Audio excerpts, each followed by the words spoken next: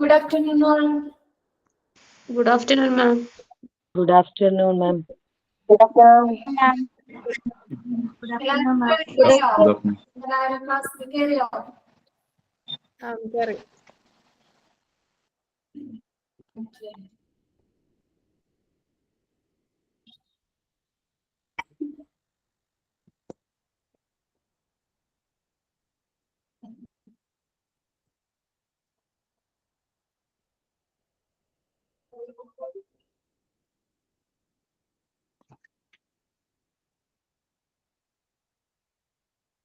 Can you use the portions ഒക്കെ നോക്കിയിരുന്നോ?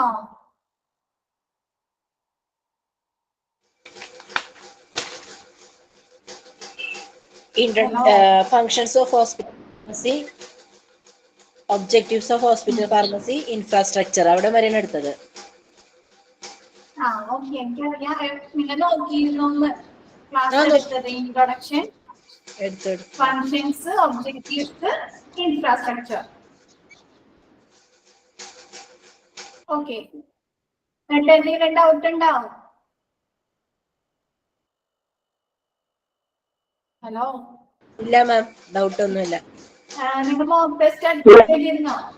Mock test ചെയ്തായിരുന്നു. എല്ലാ ആൻസറും കറക്റ്റ് ആയിട്ട് ചെയ്യാൻ പറ്റിയില്ലേ? ചെയ്യാൻ പറ്റി. എന്ത് പറ്റി? മോക്ക് ടെസ്റ്റ് അറ്റൻഡ് ചെയ്യാൻ പറ്റിയില്ല? സജിനി മിസ്, എനിക്ക് കിട്ടുന്നില്ലല്ലോ മിസ്. അത് ജസ്റ്റ് ഇങ്ങനെ ക്ലാസ് ആഡഡ് ഫോർ യു എന്ന് പറഞ്ഞ് ഇങ്ങനെ വരുന്നതേ ഉള്ളൂ, നോട്ടിഫിക്കേഷൻ വരുന്നതേ ഉള്ളൂ. പക്ഷെ അതെനിക്ക് ഓപ്പൺ ആക്കാൻ പറ്റുന്നില്ല മിസ്സേ. അത് മോക്ക് ടെസ്റ്റിന്റെ ക്വസ്റ്റ്യനാ? എല്ലാം ക്ലാസിന്റെ ക്ലാസ് റൂമിൽ കയറിയിട്ട് നമുക്ക് ഒന്നും എനിക്ക് ഓപ്പൺ ചെയ്യാൻ പറ്റുന്നില്ല. ഞാനിവിടെ പറയാട്ടോ. ആരെങ്കിലും ചോദിച്ചൊക്കെ ഇന്നില്ലേ ഗ്രൂപ്പില് എടുക്കേണ്ട ഇതിനെ കുറിച്ച്? ഞാൻ ചോദിച്ചു, അവർക്ക് കിട്ടുന്നുണ്ടെന്നാ പറഞ്ഞത്, എനിക്ക് മാത്രമാണ് കിട്ടുന്നില്ല പറഞ്ഞത്. ഞാൻ പിന്നെ ഒന്നും നോക്കിയില്ല, ഞാൻ ഒന്നും കൂടി ഒന്ന് നോക്കട്ടെ കേട്ടോ. സപ്പോർട്ട് ചെയ്യൂല മിസ്, അതെ ഫോൺ സപ്പോർട്ട് ചെയ്യൂല, അങ്ങനെ ആയിരിക്കും.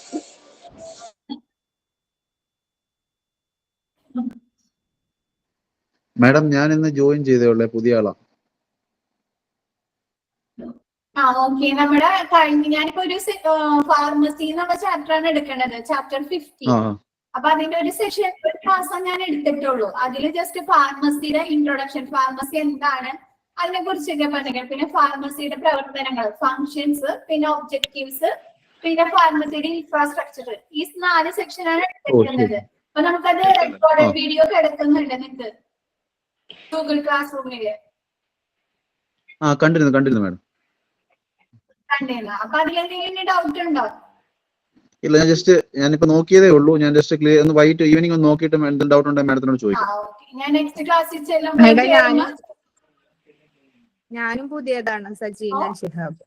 ഞാനും പുതിയ ആളായിട്ട് ഇന്ന് കയറിയത്. മാഡത്തിന്റെ ക്ലാസ് കണ്ടിട്ടില്ല. Google class. മാഡം, ഞാനും പുതിയ ആളാണ്, ഫസീല.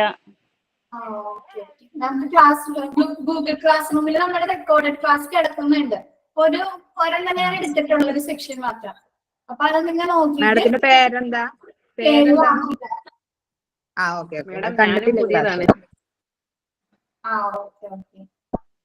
അപ്പൊ നമുക്ക് നെക്സ്റ്റ് എടുക്കാൻ പോകുന്നത് എക്യുപ്മെന്റ്സ് ആണ്. അല്ല, മുന്നെടുത്ത ക്ലാസ്സിൽ ഒന്ന് പറഞ്ഞു തരാൻ പറ്റുമോ? എന്താ പറഞ്ഞ? ക്ലിയർ ആയില്ല. മുന്നെടുത്ത ക്ലാസ്സിലെ ഒന്നും കൂടി പറഞ്ഞു തരാൻ പറ്റുമോ? ജസ്റ്റ് ഞാൻ പറഞ്ഞ ആദ്യം ഫാർമസിയുടെ ഇൻട്രൊഡക്ഷൻ ആണ്. ഹോസ്പിറ്റൽ ഫാർമസി എന്ന് പറഞ്ഞാല് നമ്മുടെ ഹോസ്പിറ്റലിൽ ഒരുപാട് ഡിപ്പാർട്ട്മെന്റുകൾ ഉണ്ടാവും. ICU, ഫാർമസി, കാഷ്വാലിറ്റി, അങ്ങനെ ഒരുപാട് ഡിപ്പാർട്ട്മെന്റ് ഉണ്ട്. അതിൽ ഏറ്റവും കൂടുതൽ ഇമ്പോർട്ടന്റ് ആയിട്ടുള്ള ഒരു ഡിപ്പാർട്ട്മെന്റ് ആണ് ഫാർമസി. ഫാർമസിയിൽ എന്ന് പറഞ്ഞാല് മരുന്നുകളുടെ സ്റ്റോറേജ്, പ്രൊക്യൂർമെന്റ്, പിന്നെ വിതരണം, നിർമ്മാണം, മരുന്നുകൾ ടെസ്റ്റ് ചെയ്യല്, ക്വാളിറ്റി ടെസ്റ്റ് ഒക്കെ നോക്കല്, പിന്നെ പേഷ്യൻസിന് വിതരണം ചെയ്യല്, ഡിസ്ട്രിബ്യൂട്ട് ചെയ്യല്, ഇതൊക്കെ ഹോസ്പിറ്റൽ ഫാർമസിയിലെ പ്രവർത്തനങ്ങളാണ്. പിന്നെ ഹോസ്പിറ്റൽ ഫാർമസി എന്ന് പറഞ്ഞാല് ഇറ്റ് ഈസ് ഓൾസോ റിലേറ്റഡ് എഡ്യൂക്കേഷനും ഫാർമസിയുടെ എഡ്യൂക്കേഷനും റിസർച്ച് ഗവേഷണവും ഒക്കെ ആയിട്ട് ബന്ധപ്പെടുന്നുണ്ട്. ഹോസ്പിറ്റൽ ഫാർമസി കൈകാര്യം ചെയ്യുന്നത് എങ്ങനെയുള്ള ആളായിരിക്കും? ഒരു വെൽ ക്വാളിഫൈഡ് പ്രൊഫഷണലി ക്വാളിഫൈഡ് ആയിട്ടുള്ള ഒരു ഫാർമസിസ്റ്റ് ആയിരിക്കും ഫാർമസി കൈകാര്യം ചെയ്യുന്നത്. പിന്നെ ഹോസ്പിറ്റൽ ഫാർമസിയിൽ എന്തൊക്കെ കാര്യം ഓർഡർ എടുക്കണം, ക്വാളിറ്റി ടെസ്റ്റ് ചെയ്യണം, സ്റ്റോർ ചെയ്യണം, മരുന്നുകളുടെ എന്ത് വരുത്തണം, സെക്യൂരിറ്റി ഉറപ്പുവരുത്തണം. പിന്നെ കൂടാതെ എന്തുകൂടി ചെയ്യണം, അവര് ഹോസ്പിറ്റലില് മതിയായ മരുന്നുകൾ സപ്ലൈ ചെയ്യാനുണ്ടോ എന്നത് കാര്യം കൂടി അവർ ഉറപ്പുവരുത്തേണ്ടതുണ്ട്. ഇതൊക്കെ ഇൻട്രൊഡക്ഷൻ ആണ്. Next functions of hospital pharmacy. Hospital pharmacy എന്തൊക്കെ കാര്യങ്ങളാണ് നമുക്ക് ഡിമാൻഡ് ചെയ്യുന്നത്? പ്രൊവിഷനിങ് ഉണ്ട്, മരുന്നുകൾ പർച്ചേസ് ചെയ്യുന്നുണ്ട്. പർച്ചേസ് ചെയ്തത് കൂടാതെ ആ വരുന്ന മരുന്നുകൾ അവരെന്ത് ചെയ്യും? റിസീവ് ചെയ്യും, സ്വീകരിക്കുകയും ചെയ്യും. പിന്നെ മരുന്നുകളുടെ ഇൻസ്പെക്ഷൻ, എല്ലാ മരുന്നുകളും കറക്റ്റ് സ്റ്റോക്ക് ഉണ്ടോ, ഏതെങ്കിലും മരുന്നുകൾ സ്റ്റോക്ക് വരുത്തേണ്ടതുണ്ടോ, പുതിയ മരുന്നുകൾ എന്തെങ്കിലും ഫാർമസിയിൽ ആഡ് ചെയ്യേണ്ടതുണ്ടോ, അങ്ങനെ എല്ലാ കാര്യത്തിലും അവർ ഇൻസ്പെക്ഷൻ നടത്തുന്നുണ്ട്. പിന്നെ എന്ത് ചെയ്യുന്നുണ്ട്? മരുന്നുകളുടെ ക്വാളിറ്റി ടെസ്റ്റ് ചെയ്യുന്നുണ്ട്. പിന്നെ എന്താ? മരുന്നുകൾ ശരിയായ രീതിയിൽ സ്റ്റോറേജ് ചെയ്യുന്നുണ്ട്. പിന്നെ അത് വിതരണം ചെയ്യും ഔട്ട് പേഷ്യന്റിനും ഇൻ പേഷ്യന്റിനും നമ്മുടെ വാർഡുകളിലുള്ള പേഷ്യന്റിനും ഒക്കെ എന്താണ് മരുന്നുകള് ഡിസ്ട്രിബ്യൂട്ട് ചെയ്യും കൂടി ചെയ്യുന്നുണ്ട്. പിന്നെ നെക്സ്റ്റ് എന്താണ്? അവര് സപ്ലയേഴ്സിനെ ഇപ്പൊ മരുന്നുകൾ കൊണ്ടുവരാനായിട്ട് അവർ വിതരണക്കാരെ സെലക്ട് ചെയ്യേണ്ടേ. അപ്പൊ എന്താണ്? വിശ്വസ്തരായ സപ്ലയേഴ്സിനെ ആയിരിക്കണം അവര് സെലക്ട് ചെയ്യേണ്ടത്. Prescribing estimate of the needed medicine. എന്താണ് അവർക്ക് എന്ന് വെച്ചാൽ ഹോസ്പിറ്റലിൽ ഒരുപാട് ഡിപ്പാർട്ട്മെന്റ്, ഇപ്പൊ പല ഡോക്ടേഴ്സ് ഉണ്ടാവും, ഓർത്തോ ഉണ്ടാവും, പീഡിയാട്രിക് ഉണ്ടാവും, കാർഡിയോളജി ഉണ്ടാവും, ഗൈനക്കിന്, അങ്ങനെ ഒരുപാട് ഡിപ്പാർട്ട്മെന്റുകൾ ഉണ്ട്. അപ്പൊ ഓരോരുത്തർക്കും വേണ്ട മരുന്നുകൾ എന്തായിരിക്കും? ഡിഫറെന്റ് മെഡിസിൻ ആയിരിക്കും ഓരോ സെക്ഷനിലുള്ള ഡോക്ടേഴ്സിന് ആവശ്യമുള്ളത്. അപ്പൊ അവർക്ക് ആ ഹോസ്പിറ്റൽ ഫാർമസിയിൽ ആവശ്യമായ മരുന്നുകളുടെ ഏകദേശം എസ്റ്റിമേറ്റ് അവർക്ക് ഉണ്ടായിരിക്കണം. Keeping information on quality, cost, source of supply and drug reaction. ഇപ്പൊ അവരുടെ ഫാർമസിയിൽ സ്റ്റോക്കുള്ള മരുന്നുകളുടെ അവരെടുത്തുള്ള മരുന്നുകളുടെ ക്വാളിറ്റി അറിഞ്ഞിരിക്കണം. അതിന്റെയൊക്കെ ഇൻഫർമേഷൻ, ക്വാളിറ്റിയെ കുറിച്ചുള്ളത്, കോസ്റ്റ്, ഒരു മരുന്നിന് ഇത്ര പൈസയാവും അതിനെ കുറിച്ചുള്ളത്, പിന്നെ ഏത് വിതരണക്കാരൻ അല്ലെങ്കിൽ ഏത് മാനുഫാക്ചേഴ്സ് ആണ് അവർക്ക് ആ മരുന്ന് കൊടുക്കുന്നത് അതിനെ കുറിച്ച്, പിന്നെ ആ മരുന്ന് കഴിച്ചു കഴിഞ്ഞാൽ എന്തെങ്കിലും റിയാക്ഷനോ സൈഡ് എഫക്റ്റോ അങ്ങനെ എന്തെങ്കിലും ഉണ്ടാകാൻ സാധ്യതയുണ്ടോ എന്നതിനെ കുറിച്ചുള്ള ഇൻഫർമേഷൻ അവർ സൂക്ഷിക്കണം. പിന്നെ distribution quality control of purchased or manufactured products. എന്താണ്? ചില ഹോസ്പിറ്റലിൽ മാനുഫാക്ചറിങ് കൂടി ഉണ്ടാവും മെഡിസിൻസിന്റെ, അങ്ങനെയുള്ള മാനുഫാക്ചറിങ് പ്രോഡക്റ്റിന്റെ, പിന്നെ അല്ലെങ്കിൽ അവർ സപ്ലയേഴ്സിന്റെ പർച്ചേസ് ചെയ്തേക്കണ മെഡിസിൻസിന്റെ എന്താണ് ക്വാളിറ്റി കൺട്രോള് ചെക്ക് ചെയ്തിട്ടുണ്ടായിരിക്കണം. Next distribution of medicines in the ward. എന്താണ്? വാർഡിലെ പേഷ്യൻസിന് മരുന്നുകൾ കൊടുക്കണ്ടേ, അതാണ് distribution of medicines in the ward. Next distribution of medicaments to out patient ആണ്. എന്താണ്? ഹോസ്പിറ്റലിൽ ഇൻ പേഷ്യന്റ് ഉണ്ടാവും, ഔട്ട് പേഷ്യന്റ് ഉണ്ടാവും. ഔട്ട് പേഷ്യന്റ് എന്ന് പറഞ്ഞാല് ജസ്റ്റ് ഹോസ്പിറ്റലില് ഡോക്ടേഴ്സിനെ കൺസൾട്ട് ചെയ്യാൻ വരുന്ന പേഷ്യൻസില് അവരൊക്കെ പറയുന്നതാണ് ഔട്ട് പേഷ്യന്റ്. ഇൻ പേഷ്യന്റ് എന്ന് പറഞ്ഞാല് ഡോക്ടേഴ്സിന് കൺസൾട്ട് ചെയ്തതിനു ശേഷം ആഫ്റ്റർ എന്തെങ്കിലും അവർക്ക് ടെസ്റ്റുകളോ എന്തെങ്കിലും ട്രീറ്റ്മെന്റുകളോ ഉണ്ടെങ്കിൽ അഡ്മിഷൻ എടുക്കില്ലേ, അവരാണ് ഇൻ പേഷ്യന്റ്. അങ്ങനെയുള്ള ഔട്ട് പേഷ്യന്റിനുള്ള മരുന്നുകൾ ഡിസ്ട്രിബ്യൂട്ട് ചെയ്യുക.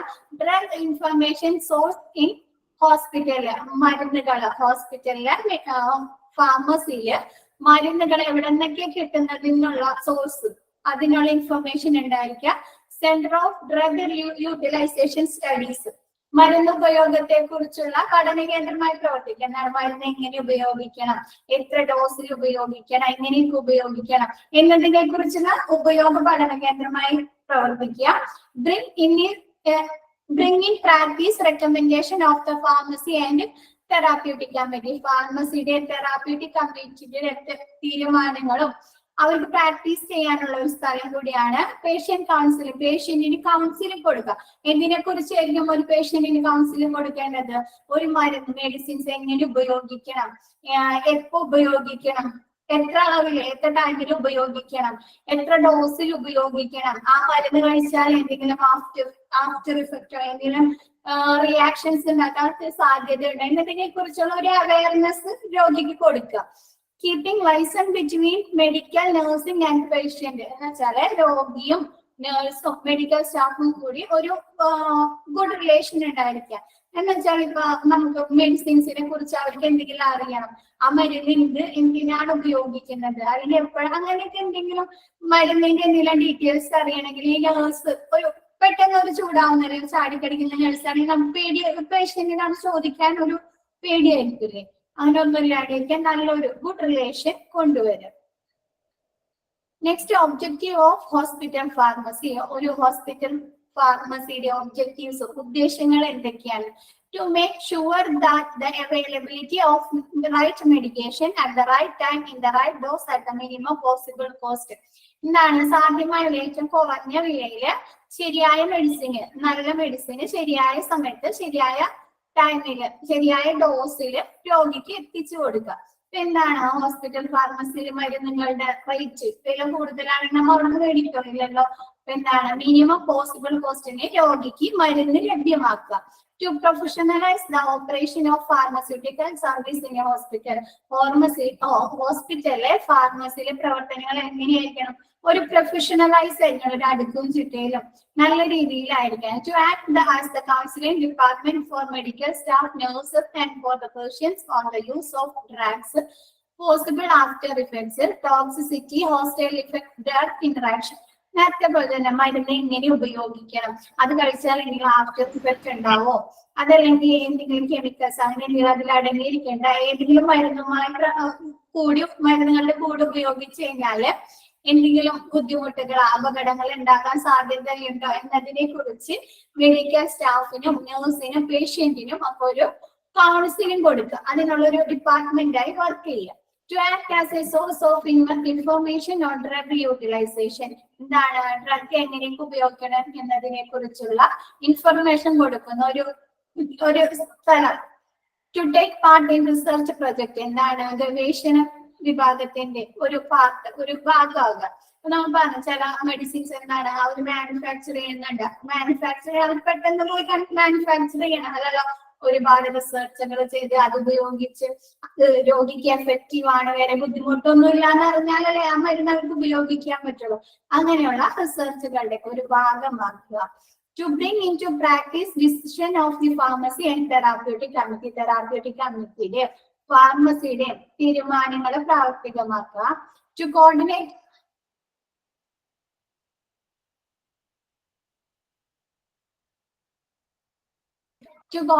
and to cooperate with other department of the hospital. ഹോസ്പിറ്റലിലെ മറ്റുള്ള വിഭാഗങ്ങളുടെ ഒരു കോപ്പറേഷൻ, ഒരു സഹകരണം, ഒരു ഏകോപനമൊക്കെ കൊണ്ടുവരാൻ ഹോസ്പിറ്റലിലെ ഫാർമസിക്ക് കഴിയും. To design, organize and fulfill pharmacy policy producers in keeping with the established policies of the hospital. ഹോസ്പിറ്റലിൽ സ്ഥാപിത നിയമങ്ങൾക്ക് അനുസൃതമായിട്ട്, ഹോസ്പിറ്റൽ നിയമങ്ങൾക്ക് അനുസൃതമായിട്ട് വേണം നമ്മുടെ ഫാർമസിയിലെ നിയമങ്ങളും പദ്ധതികൾ കൊണ്ടുവരെ. ഞാൻ ജസ്റ്റ് ഇത് പുതിയ കുട്ടികളൊന്ന് റിപ്പീറ്റ് ചെയ്യാൻ പറഞ്ഞ കാരണം പറയുന്നതാണ് കേട്ടോ. കേട്ടവര് ജസ്റ്റ് ഒന്നുകൂടെ മനസ്സിലാക്കി വെക്കാം. Just next infrastructure. Located in the first floor or in the ground floor. Hospital pharmacy എവിടെയായിരിക്കണം? ഒന്നെങ്കിൽ ഫസ്റ്റ് ഫ്ലോറിൽ അല്ലെങ്കിൽ ഗ്രൗണ്ട് ഫ്ലോറിൽ. Next, OP pharmacy should have a grand appearance and must have enough space patient who should wait for medicine. എന്താണ് hospital pharmacy? ഒരു grand appearance, പിന്നെ പേഷ്യൻസിന് ഇരിക്കാനുള്ള, medicines വാങ്ങാൻ വെയിറ്റ് ചെയ്യാനുള്ള ഏരിയ ഒക്കെ കറക്റ്റ് ആയിട്ട് ഉണ്ടായിരിക്കാം. ഒരു ഹോസ്പിറ്റൽ ഫാർമസിയില് സ്ഥലമൊന്നും ഇടുങ്ങി ആകെ ഇരുട്ടൊക്കെ നിറഞ്ഞ വെളിച്ചമൊന്നും ഇല്ലാത്തവരോടത്ത് നമുക്ക് പോയി വെയിറ്റ് ചെയ്യാൻ പറ്റുമോ? ഇല്ലല്ലോ, നമുക്കൊരു ഭയങ്കര ബുദ്ധിമുട്ടല്ലേ, ഭയങ്കര ശ്വാസം മുട്ടണൊക്കെ പോലെ തോന്നും. അങ്ങനെ ഒന്നും ഇല്ലാണ്ട് നല്ലൊരു അപ്പിയറൻസിലായിരിക്കുക. പിന്നെ ഔട്ട് പേഷ്യന്റ് ഡിപ്പാർട്ട്മെന്റില് രോഗികൾക്ക് ഇരിക്കാനുള്ള സ്പേസ് ഉണ്ടായിരിക്കുക. പിന്നെന്താണ് ഹോസ്പിറ്റൽ ഫാർമസിയുടെ അവിടെ there should be educative posters on health and hygiene and literature for it. എന്താണ് നമ്മുടെ ഹെൽത്തും ഹൈജീനുമായി ബന്ധപ്പെട്ട പോസ്റ്റേഴ്സ് ഒക്കെ ഉണ്ടായിരിക്കുക. പിന്നെ ലിറ്ററേച്ചർ, നമുക്ക് നേരം ചിലപ്പോ ഫാർമസിയിലെ മരുന്നിന് കുറച്ചേരം വെയിറ്റ് ചെയ്യേണ്ടിയൊക്കെ വരും. അപ്പൊ നമുക്ക് നേരം കളയാനായിട്ട് കുറച്ചു നേരം എന്തെങ്കിലും വായിക്കാനായിട്ട് ന്യൂസ് പേപ്പേഴ്സ് അല്ലെങ്കിൽ ഹെൽത്ത് റിലേറ്റഡ് മാഗസീൻസ് അല്ലെങ്കിൽ അങ്ങനെയുള്ള എന്തെങ്കിലും വായിക്കാനുള്ള ബുക്സ് അങ്ങനെ എന്തെങ്കിലും ഉണ്ടായിരിക്കുക. Suitable space must be given regular manufacturing of stock solution powders, ointments, etc. എന്താണ് നമ്മൾ പറഞ്ഞു, മാനുഫാക്ചറിങ് ചെയ്യുമ്പോൾ സ്റ്റോക്ക് സൊല്യൂഷന്റെയും പൗഡേഴ്സിന്റെ ഒക്കെ ആവശ്യം വരും. അപ്പൊ അതൊക്കെ അവിടെ ഉണ്ടായിരിക്കാം, കറക്റ്റ് സ്പേസിൽ ഒക്കെ വെക്കാതെ. The manufacturing room should be near the pharmacy. Manufacturing room എവിടെയായിരിക്കണം സ്ഥിതി ചെയ്യേണ്ടത്? നമ്മുടെ ഫാർമസീന് തൊട്ടടുത്തായിരിക്കണം സ്ഥിതി ചെയ്യേണ്ടത്. പിന്നെ ഓഫീസ് ഓഫ് ദി ചീഫിന്റെ ഓഫീസ് ഉണ്ടായിരിക്കുക. പാക്കേജിംഗ് ആൻഡ് ലാബലിംഗ് ഏരിയ, നമ്മുടെ ഫാർമസിയിലെ മരുന്നുകൾ പാക്കേജ് ചെയ്യാനും അത് ലാബിൽ ചെയ്യാനും ഒക്കെ ഉള്ള ഒരു ഏരിയ. കോൾഡ് സ്റ്റോറേജ്, ഇപ്പൊ നമ്മുടെ ഇൻസുലിൻ അങ്ങനെയുള്ള മരുന്നുകളൊക്കെ എങ്ങനെയാണ് നാം സൂക്ഷിക്കുക? ഫ്രിഡ്ജിൽ അല്ലെ സൂക്ഷിക്കുക. അപ്പൊ അതിനുള്ള കോൾഡ് സ്റ്റോറേജ് ഏരിയ. റിസർച്ച് ചെയ്യാനുള്ള ഒരു വിഭാഗം, റിസർച്ച് വിങ് ഉണ്ടാക്കിയ ഫാർമസി സ്റ്റോർ റൂം, നമ്മുടെ മെഡിസിൻസോ അങ്ങനെയുള്ള ഫാർമസിയിൽ ആവശ്യമുള്ള സാധനം സൂക്ഷിക്കാനുള്ള സ്റ്റോർ റൂം. ലൈബ്രറി. പിന്നെ radio isotope storage and dispensing area, radio ഐസോട്ടോപ്പുകൾ സൂക്ഷിക്കാനും അത് വിതരണം ചെയ്യാനുള്ള ഒരു ഏരിയ. റേഡിയോ ഐസോട്ടോപ്പ് എന്ന് പറഞ്ഞാൽ നമ്മൾ ഈ സ്കാനിങ്ങിന് അതല്ലെങ്കിൽ കീമോ റേഡിയേഷൻ ഒക്കെ ചെയ്യാൻ ഉപയോഗിക്കുന്ന ഐസോട്ടോപ്പ് ആണ്. അപ്പൊ അതെന്താണ്, അത് വിഘടനം സംഭവിച്ച് നമുക്ക് റേഡിയേഷൻ അടിക്കാനുള്ള സാധ്യതയുണ്ട്. അപ്പൊ അതുകൊണ്ട് കറക്റ്റ് സ്പേസിൽ അതിന് കറക്റ്റ് ഒരു സ്റ്റോറേജ് സെക്യൂർഡ് ആയിട്ടുള്ള ഒരു സ്ഥലം ഉണ്ടായിരിക്കണം. അതൊന്നെങ്കിൽ ലാബിലായിരിക്കും സൂക്ഷിക്കുക, അതല്ലെങ്കിൽ റെഫ്രിജറേറ്ററിലോ അതല്ലെങ്കിൽ ഫ്രീസറിലോ ആയിരിക്കും. അപ്പൊ ഈ നമ്മ ട്രീറ്റ്മെന്റിന് വേണ്ടിയിട്ട് ഈ റേഡിയോ ഐസോട്ടോപ്പ് ഉപയോഗിക്കുന്നില്ലെങ്കിൽ ലാബും ഈ റെഫ്രിജറേറ്ററൊക്കെ എന്ത് ചെയ്യാം, ലോക്ക് ചെയ്ത് സൂക്ഷിക്കുക. അതാണ് നെക്സ്റ്റ് പറഞ്ഞിരിക്കുന്നത്. ഇത്രയും മനസ്സിലായ ഫസ്റ്റ് ക്ലാസ്സിൽ ഇല്ലാത്ത കുട്ടികൾക്ക്? മനസ്സിലായോ? ഓക്കെ മനസ്സിലായി. ഓക്കെ, ഇനി നമുക്ക് പഠിക്കാനുള്ള സെക്ഷൻ എക്യുപ്മെന്റ് ആണ്. എന്തൊക്കെ ഉപകരണങ്ങളാണ് ഹോസ്പിറ്റൽ ഫാർമസിയിൽ ആവശ്യമുള്ളത്? ഇപ്പൊ എല്ലാവരും കണ്ടിട്ടുണ്ടാവുമല്ലോ ഒരു ഹോസ്പിറ്റലിലെ ഫാർമസി, അതല്ലെങ്കിൽ ഒരു സാധാ ഫാർമസി എല്ലാവരും കണ്ടിട്ടില്ലേ? അന്ന കണ്ടിട്ടില്ലേ? കണ്ടിട്ടുണ്ട്. അപ്പൊ അവിടെ എന്തൊക്കെ ഉണ്ടായിരിക്കും?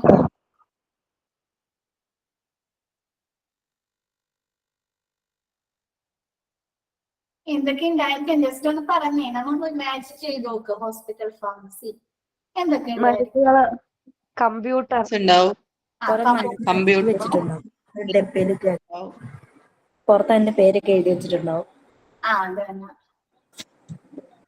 ടെലിഫോൺസ് ഉണ്ടാവും, പിന്നെ കപ്ബോർഡ്സ് ഉണ്ടാവും മരുന്നുകൾ സൂക്ഷിക്കണേ, പിന്നെ റെഫ്രിജറേറ്റർ ഉണ്ടാവും, കൗണ്ടർ സെക്ഷൻ ആയിട്ടുണ്ടാവും, പേഷ്യൻസിന്റെ case sheets, prescription case, medicines ഉണ്ടാവും. നോക്കാം, നമുക്കത് നോക്കാം. Yes ma'am. ഓക്കെ, നെക്സ്റ്റ് ആദ്യത്തത് പ്രിസ്ക്രിപ്ഷൻ കേസ്. പറഞ്ഞില്ലേ, നമ്മുടെ മരുന്നുകൾ എഴുതുന്ന ഒന്നെങ്കിൽ ഒരു പ്രിസ്ക്രിപ്ഷൻ ഇതായിരിക്കും, അതല്ലെങ്കിൽ പ്രിസ്ക്രിപ്ഷൻ ഒക്കെ നമുക്ക് ഒരു ഫയലിലായിട്ടായിരിക്കില്ലേ സൂക്ഷിക്കുക, ഡോക്ടേഴ്സ് എഴുതി തരാം. അതിനുള്ള പ്രിസ്ക്രിപ്ഷൻ കേസ്. പിന്നെ drug stock cupboard with proper shelves and drawers. എന്താണ് ഡ്രഗ്സ് പ്രോപ്പർ ആയിട്ടുള്ള കബോർഡുകളിലും ഷെൽഫിലൊക്കെ സൂക്ഷിക്കുക. അപ്പൊ നമുക്കറിയാം, നമ്മൾ കണ്ടിട്ടുണ്ട് ചില കബോർഡ് അതല്ലെങ്കിൽ ഷെൽഫിന്റെ ഒക്കെ മുകളില് മെഡിസിന്റെ പേരൊക്കെ എഴുതി സൂക്ഷിച്ചേക്കണ കണ്ടിട്ടില്ലേ?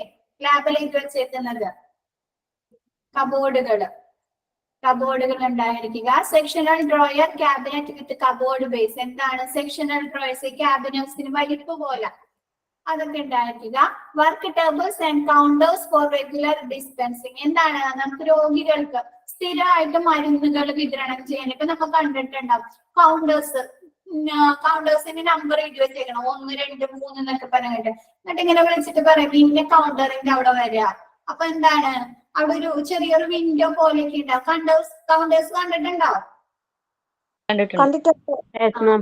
എന്താണ് അവിടെ ഒരു ടേബിൾ ഉണ്ടാവും, അവിടെ ആയിരിക്കും നമ്മുടെ ഒന്നിനെ പ്രിസ്ക്രിപ്ഷന്റെ കേസ് വെച്ചേക്കുന്നത്, അതല്ലെങ്കിൽ മരുന്നുകൾ വെക്കുന്നതൊക്കെ അവിടെ ആയിരിക്കില്ലേ? അവിടെ നിന്നല്ലേ നമുക്ക് എടുത്ത ചെറിയ വിൻഡോന്റെ ഉള്ളിൽ കൂടെ മരുന്നുകൾ വരുന്നത്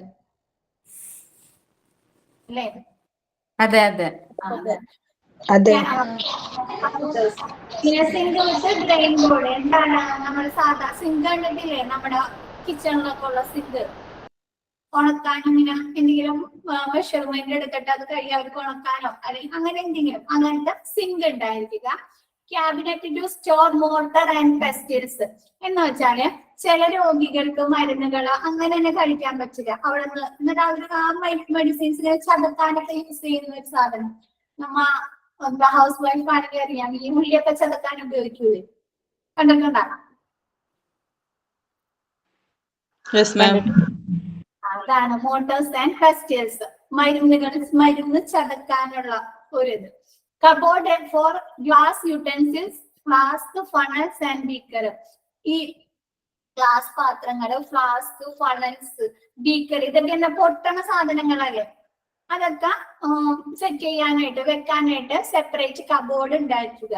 ഇപ്പൊ മെഡിസിൻസിന്റെ കൂടെ ബീക്കറും ഫണലൊക്കെ വെച്ച് എന്ത് ചെയ്യും? നമ്മൾ പെട്ടെന്ന് മരുന്ന് എടുക്കുമ്പോ നമ്മുടെ കൈ തട്ടി അത് വീണ് പൊട്ടാനുള്ള സാധ്യതയുണ്ട്. ഇതിന് സെപ്പറേറ്റ് ഒരു കബോർഡ് വെക്കാം.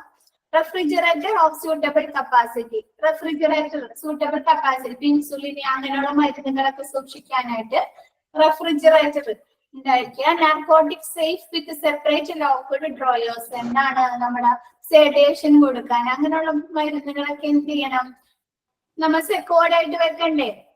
അതിനുള്ള സെപ്പറേറ്റ് ലോക്കുള്ള ഡ്രോയേഴ്സ് ഉണ്ടായിരിക്കുക. മ്യൂട്ട് ചെയ്ത് വെക്കൂ. Office desk with telephone connection and file cabinet. എന്താണ് ടെലിഫോൺ കണക്ഷനും ഫയൽ ക്യാബിനറ്റും ഒക്കെ ഉള്ള ഒരു ഓഫീസ് ഡെസ്ക് ഉണ്ടായിരിക്കുക. ഡിസ്പെൻസിംഗ് വിൻഡോ ഫോർ ന്യൂട്സസ് അല്ല കേട്ടോ, നേഴ്സ് ആണ്. Dispensing window for nurses and out patient. Out പേഷ്യന്റിന് നേഴ്സിനുമുള്ള വിതരണം, നേഴ്സിന് മരുന്നുകൾ കൊടുക്കാനുള്ള ഒരു ഡിസ്പെൻസിംഗ് വിൻഡോ. ഇപ്പൊ ഞാൻ പറഞ്ഞില്ലേ നമ്മുടെ കൗണ്ടറിന്റെ കടിയിലെ ചെറിയൊരു വിൻഡോ പോലെ ഉണ്ടാവുന്നു. അതിലല്ലേ നമുക്ക് മരുന്നുകൾ എടുത്ത് നേഴ്സ് തരുന്നത്, ഫാർമസിസ്റ്റ് തരുന്നത് അല്ലേ? എനിക്ക് കണ്ടിട്ടില്ലേ എല്ലാവരും? മോർട്ടാർ ആൻഡ് പെസ്റ്റിൽസ് എന്നുള്ളതൊന്ന് വ്യക്തമാക്കാമോ?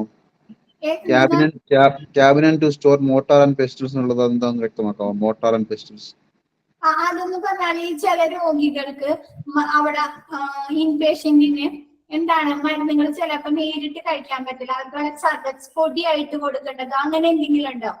അപ്പൊ ആ മരുന്നുകള് പൊടിക്കാനൊക്കെ ഉള്ള ഒരു ഇതാണ് അത് മെഡിസിൻ ചെയ്യാനുള്ള എക്യുപ്മെന്റ് എന്നുള്ളതേ ഉള്ളൂ. അത് ജസ്റ്റ് ഒരു എക്യുപ്മെന്റ് അത്രേ ഉള്ളൂ. ജസ്റ്റ് ഒരു എക്യുപ്മെന്റ്. ഓ ശരി ശരി. ഫാർമസിയിൽ ഉണ്ടാവുന്ന ഒരു എക്യുപ്മെന്റ്. ശരി ശരി. നമ്മ എക്യുപ്മെന്റ് ആണല്ലോ പഠിക്കണത്. ഇതൊക്കെ ഉപകരണങ്ങളാണ് ഫാർമസിയിൽ ഉണ്ടായിരിക്കുന്നത്. നല്ല പഠിക്കുന്നത്. ഇതിപ്പോ ക്ലിയർ ആയോ? ഫാർമസിയിലെ എക്യുപ്മെന്റ്സ് ക്ലിയർ ആയി.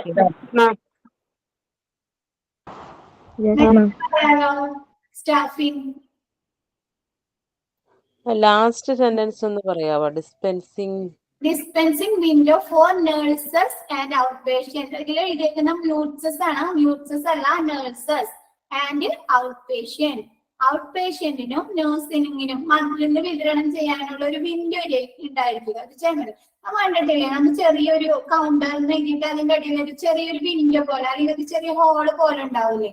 അതിന്റെ ഉള്ളിൽ കൂടെ അല്ലേ ഫാർമസി നേഴ്സ് നമുക്ക് മരുന്ന് തരുന്നത് അല്ലേ? നമ്മളെ ഈ ഫാർമസിന്റെ ഉള്ളിൽ കയറോ? ഇല്ലല്ലോ, കേറില്ല. ജസ്റ്റ് ആ വിൻഡോനെ പറയുന്നതാണ് ഡിസ്പെൻസിംഗ് വിൻഡോ.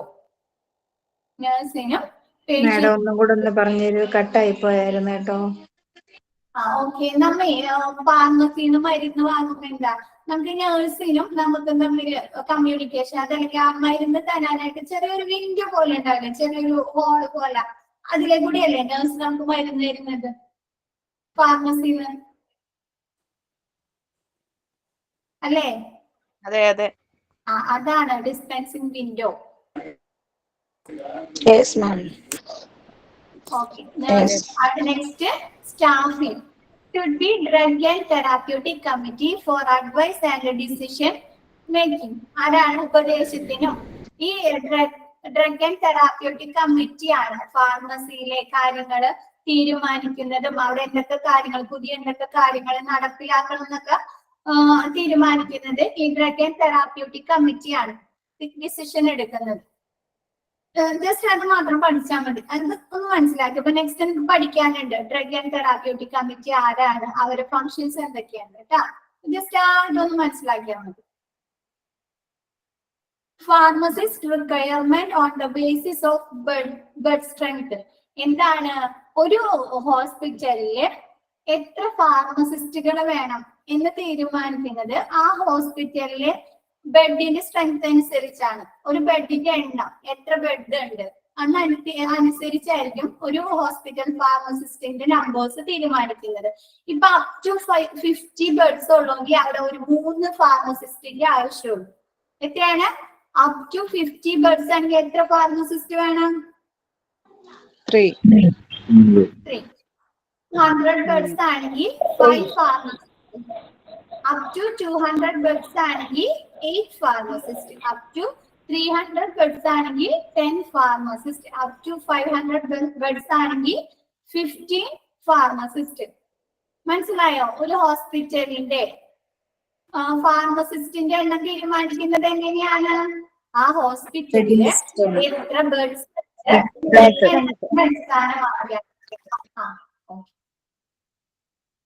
ക്ലിയർ അല്ലേ അത്? Yes, ma'am. നെക്സ്റ്റ് ഹോസ്പിറ്റലിലെ ഫാർമസിയില് ആരൊക്കെയാണ് പ്രവർത്തിക്കുന്നത് എന്നതിനെ കുറിച്ചുള്ള ജസ്റ്റ് ഒരു ഫ്ലോ ചാർട്ട്. ആരാണ് ഹെഡ് ഓഫ് ദ ഫാർമസി? ആരായിരിക്കും? ഡയറക്ടർ. ആരാണ് head of the pharmacy? Director. ഡയറക്ടറിന് അണ്ടറിൽ സൂപ്രണ്ട് ഓഫ് ഫാർമസ്യൂട്ടിക്കൽ സർവീസ് അതല്ലെങ്കിൽ ചീഫ് ഫാർമസിസ്റ്റ് വരും. അപ്പൊ നമ്മ ആദ്യം ഫങ്ഷൻസ് പഠിച്ചപ്പോ പറഞ്ഞു, ഇൻട്രൊഡക്ഷനിൽ പറഞ്ഞു ഒരു ഫാർമസി കൈകാര്യം ചെയ്യുന്നത് ആരാണെന്ന് പറഞ്ഞ് ഒരു പ്രൊഫഷണലൈസ്ഡ് അല്ലെ, ഒരു പ്രൊഫഷണലൈസ്ഡ് ആയിട്ടുള്ള ഒരാളായിരിക്കും എന്താണ് ഫാർമസി കൈകാര്യം ചെയ്യുന്നത്. പഠിച്ചില്ലേ? അത് പറഞ്ഞില്ലേ നമ്മ? അപ്പൊ ചീഫ് ഫാർമസിസ്റ്റ് ഇല്ലായിരുന്നു കേട്ടോ. ഞാനിപ്പോ പറഞ്ഞിട്ടുണ്ടായിരുന്നു. അപ്പൊ ചീഫ് ഫാർമസിസ്റ്റ് എങ്ങനെയുള്ള ആളായിരിക്കണം? ഒരു M.Pharm ഗ്രാജുവേറ്റ് ചെയ്യാം, ഒരു ക്വാളിഫൈഡ് ആയിട്ടുള്ള ഒരു ഫാർമസിസ്റ്റ്. നെക്സ്റ്റ് ഈ ചീഫ് ഫാർമസിസ്റ്റിന്റെ അണ്ടറിൽ വരുന്നത് പറയട്ടെ? കൂടെ ഒന്ന് പറയാവോ? നമുക്ക് ഹെഡ് ഓഫ് ദ ഫാർമസി ആരാണ്? ഹെഡ് ആയിട്ട് വരുന്നത് ഫാർമസിയുടെ ഡയറക്ടർ. നെക്സ്റ്റ് ഡയറക്ടറിന്റെ അണ്ടറില് superintendent of pharmaceutical service, pharmaceutical സർവീസിന്റെ സൂപ്രണ്ട് ആയിരിക്കും. അതല്ലെങ്കിൽ ചീഫ് ഫാർമസിസ്റ്റ് ആയിരിക്കും ഈ ഡയറക്ടറിന്റെ അണ്ടറിൽ വരുന്നത്. അത് കഴിഞ്ഞിട്ട് അവരുടെ അണ്ടറിൽ ഒരു ഫാർമസിസ്റ്റ് ഉണ്ടാവും. ആ ഫാർമസിസ്റ്റിന്റെ ഡ്യൂട്ടി എന്തായിരിക്കും? ഡ്രഗ് ഡിസ്ട്രിബ്യൂഷൻ ഡിപ്പാർട്ട്മെന്റിൽ, അതായത് ഡ്രഗ് ഡിസ്ട്രിബ്യൂട്ട് ചെയ്യുക, വിതരണം ചെയ്യുക, അതിന് വേണ്ടിയിട്ട് ഒരു ഫാർമസിസ്റ്റ് ഉണ്ടാവും. പിന്നെ മെഡിക്കൽ സ്റ്റോറിൽ ഇപ്പൊ നമ്മൊന്ന് ഇമാജിൻ ചെയ്ത് നോക്കിയാൽ, നമ്മ ഒരു ഫാർമസിയിൽ ഹോസ്പിറ്റൽ ഫാർമസിയിൽ ചെല്ലുമ്പോൾ അവർ പ്രിസ്ക്രിപ്ഷൻ കേസ് എടുത്തെന്നാണ്ട് അവിടത്തെ മെഡിക്കൽ സ്റ്റോർ ഉണ്ടാവില്ലേ? ബാക്കിലായിട്ട് മെഡിസിൻസ് ഒക്കെ വെച്ചേക്കുന്ന ഒരു സ്റ്റോർ പോലെ ഉണ്ടാവില്ലേ? അതിലുള്ള ഫാർമസിസ്റ്റിന് എന്ത് ചെയ്യും? ഈ പ്രിസ്ക്രിപ്ഷൻ കേസ് കൊടുക്കും. എന്നിട്ട് ആ ഫാർമസിസ്റ്റുകളായിരിക്കും നമ്മുടെ മെഡിസിൻസ് ഒക്കെ അവിടെ നിന്ന് എടുത്ത് കാണിട്ട് അവര് വെക്കും. ഇല്ലേ? കണ്ടിട്ടില്ലേ? കണ്ടിട്ടുണ്ട്. അതാണ് മെഡിക്കൽ സ്റ്റോറിൽ ഉണ്ടാവും ഫാർമസിസ്റ്റ്. പിന്നെ എന്താണ്? വേറെ 2 ഫാർമസിസ്റ്റ്, 2 ഫാർമസിസ്റ്റ് എന്തിനു വേണ്ടിയിട്ടായിരിക്കും? അവര് ഡിസ്പെൻസിങ് ഔട്ട് പേഷ്യന്റിന് അല്ലെങ്കിൽ ഇൻ പേഷ്യന്റിന് മരുന്നുകള് വിതരണം ചെയ്യാനായിട്ട് എന്തുണ്ടാവും? 2 ഫാർമസിസ്റ്റ് ഉണ്ടാവും. പിന്നെ ആരാണ്? Post graduate pharmacist. എന്തിനാണ് post graduate pharmacist? Quality control. നമ്മ ആദ്യം പറഞ്ഞു എന്താണ്? നമ്മുടെ ഫാർമസിയിലെ മരുന്നുകൾ എന്ത് ചെയ്തിട്ടുണ്ടാവണം? ക്വാളിറ്റി ടെസ്റ്റ് ചെയ്തിട്ടുണ്ടായിരിക്കണം എന്ന് പറഞ്ഞില്ലേ? പറഞ്ഞിട്ടില്ലേ? ഒരു പോസ്റ്റ് ഗ്രാജുവേറ്റ് ഫാർമസിസ്റ്റ് ഉണ്ടായിരിക്കണം. അപ്പൊ ആരൊക്കെയാണ് ഫാർമസിയിലെ പ്രവർത്തനങ്ങളായിട്ട് ബന്ധപ്പെട്ടിരിക്കുന്ന? ഡയറക്ടർ, ചീഫ് ഫാർമസിസ്റ്റ്, പിന്നെ ഒരു ഫാർമസിസ്റ്റന്റിന് വേണം ഡ്രഗ് ഡിസ്ട്രിബ്യൂഷൻ, മെഡിക്കൽ സ്റ്റോറിൽ ഫാർമസിസ്റ്റ് ഉണ്ടാവും, പിന്നെ ഡിസ്പെൻസിങ്ങിന് ഫാർമസിസ്റ്റ് ഉണ്ടാവും, പിന്നെ ക്വാളിറ്റി കൺട്രോൾ സെറ്റ് ചെയ്യാനായിട്ടൊരു പോസ്റ്റ് ഗ്രാജുവേറ്റ് ഫാർമസിസ്റ്റ് കൂടി ഉണ്ടാവും. ഇത് മനസ്സിലായോ?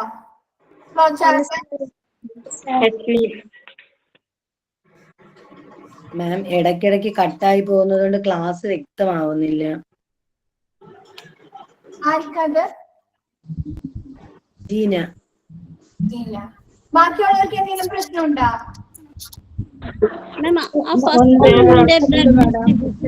പ്രശ്നമുണ്ട്, കേൾക്കാൻ പറ്റുന്നില്ല മാം, കട്ടായി പോവാ. എല്ലാവർക്കും ഉണ്ടോ ഈ പ്രശ്നം? ഇല്ല, കുഴപ്പമില്ല. അവിടെ ഇഷ്യൂ കൊണ്ടായിരിക്കും. ഇവിടെ മഴയുണ്ട്, മഴയുള്ളത് കൊണ്ടായിരിക്കും റേഞ്ച് കിട്ടാത്തത്. ഇന്റർനെറ്റ് ഇഷ്യൂ ഉള്ളിടത്താണ് മാഡം, ബാക്കി ആർക്കും അങ്ങനെ പ്രശ്നം പറയുന്നില്ലല്ലോ. Miss, first one pharmacist drug distribution, second pharmacist എന്താ miss? Medical store. Medical store. Third one are two pharmacist ഡിസ്പെൻസിങ്ങിന് മരുന്നുകളുടെ ഔട്ട് പേഷ്യന്റിന് ഇൻപേഷ്യന്റിന് വിതരണം ചെയ്യാനായിട്ട്.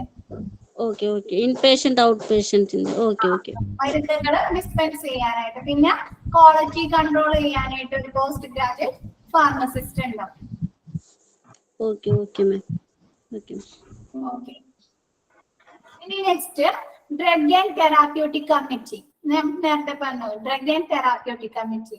അതിൽ ആരൊക്കെയാണ് ഉൾപ്പെടുന്നത്? Medical superintendent. മെഡിക്കൽ സൂപ്രണ്ട് ആയിരിക്കും ഡ്രഗ് ആൻഡ് തെറാപ്യൂട്ടിക് കമ്മിറ്റിയുടെ ചെയർമാൻ. പിന്നെ ഓൾ HOD. HOD എന്ന് പറഞ്ഞാല് head of the department. HOD head of the department. ആ ഹോസ്പിറ്റലില് ഒരുപാട് ഡിപ്പാർട്ട്മെന്റ്സുകൾ ഉണ്ട്. അപ്പൊ എന്താണ്, ഓരോ ഡിപ്പാർട്ട്മെന്റിനും ഒരു ഹെഡ് ഉണ്ടാവും. അപ്പൊ നമ്മ ക്ലാസ്സിലാണെങ്കിൽ നമുക്ക് ഒരു ലീഡർ ഉണ്ടാവില്ലേ? അതേപോലെ ഓരോ ഡിപ്പാർട്ട്മെന്റിനും ഒരു ഹെഡ് ഉണ്ടായിരിക്കും. അവരൊക്കെ എന്തായിരിക്കും? ഈ ഡ്രഗ് ആൻഡ് തെറാപ്യൂട്ടിക് കമ്മിറ്റിയിലെ മെമ്പേഴ്സ് ആയിരിക്കും, മെമ്പർ. പിന്നെ നഴ്സിംഗ് സൂപ്രണ്ട്, അതും മെമ്പർ ആയിരിക്കും. പിന്നെ ചീഫ് ഫാർമസിസ്റ്റ് ആയിരിക്കും സെക്രട്ടറി. മെമ്പർ സെക്രട്ടറി ആയിട്ട് വരുന്നത് ചീഫ് ഫാർമസിസ്റ്റ് ആയിരിക്കും. ആരൊക്കെയാണ് ഡ്രഗ് ആൻഡ് തെറാപ്യൂട്ടിക് കമ്മിറ്റിയിൽ വരുന്നത്? Medical superintendent, all HOD, nursing superintendent, chief pharmacist. Okay ആണോ? മാഡം ഒന്നും കൂടി പറയാം. ഓക്കെ. ഡ്രഗ് ആൻഡ് തെറാപ്യൂട്ടിക് കമ്മിറ്റിയിൽ ആരൊക്കെ വരുന്നതെന്നുള്ളതാണ്. സൂപ്രണ്ട് ഉണ്ടാവും, മെഡിക്കൽ സൂപ്രണ്ട് ഉണ്ടാവും. മെഡിക്കൽ സൂപ്രണ്ട് ആയിരിക്കും ആ ഡ്രഗ് ആൻഡ് തെറാപ്യൂട്ടിക് കമ്മിറ്റിയിലെ ചെയർമാൻ. ഓക്കെ. പിന്നെ ഓൾ HOD. HOD എന്ന് പറഞ്ഞാല് ഹെഡ് ഓഫ് ദ ഡിപ്പാർട്ട്മെന്റ്. ഓരോ ഡിപ്പാർട്ട്മെന്റിനും ഞാൻ പറഞ്ഞില്ലേ, ഹോസ്പിറ്റലില് ഒരുപാട് ഡിപ്പാർട്ട്മെന്റ് ഉണ്ട്. ICU ഉണ്ട്, കാഷ്വാലിറ്റി ഉണ്ട്, അങ്ങനെയുള്ള ഒരു ലബോറട്ടറി ഉണ്ട്. അങ്ങനെ ഒരുപാട് ഡിപ്പാർട്ട്മെന്റുകൾ ഉണ്ടാവും. ഓരോ ഡിപ്പാർട്ട്മെന്റിലും എന്തുണ്ടാവും? ഒരു ഹെഡ് ഉണ്ടാവും. അതാണ് ഓൾ HODs. എല്ലാ ഡിപ്പാർട്ട്മെന്റിലും HODs എന്തായിരിക്കും? ഡ്രഗ് ആൻഡ് തെറാപ്യൂട്ടിക് കമ്മിറ്റിയിലെ മെമ്പർ ആയിരിക്കും. പിന്നെ നഴ്സിംഗ് സൂപ്രണ്ട്, പിന്നെ ചീഫ് ഫാർമസിസ്റ്റ് ആയിരിക്കും മെമ്പർ സെക്രട്ടറി ആയിട്ട് ഉണ്ടായിരിക്കുന്നത്. ക്ലിയർ ആയത്? ഇനി ഡ്രഗ് ആൻഡ് തെറാപ്യൂട്ടിക് കമ്മിറ്റിയുടെ ഫങ്ഷൻസ്. എന്തൊക്കെ ഫങ്ഷൻസ് ആണ് ഡ്രഗ് ആൻഡ് തെറാപ്യൂട്ടിക് കമ്മിറ്റിയുടെ എന്ന്? പ്രവർത്തനങ്ങൾ എന്തൊക്കെയാണ് പറയാലോ?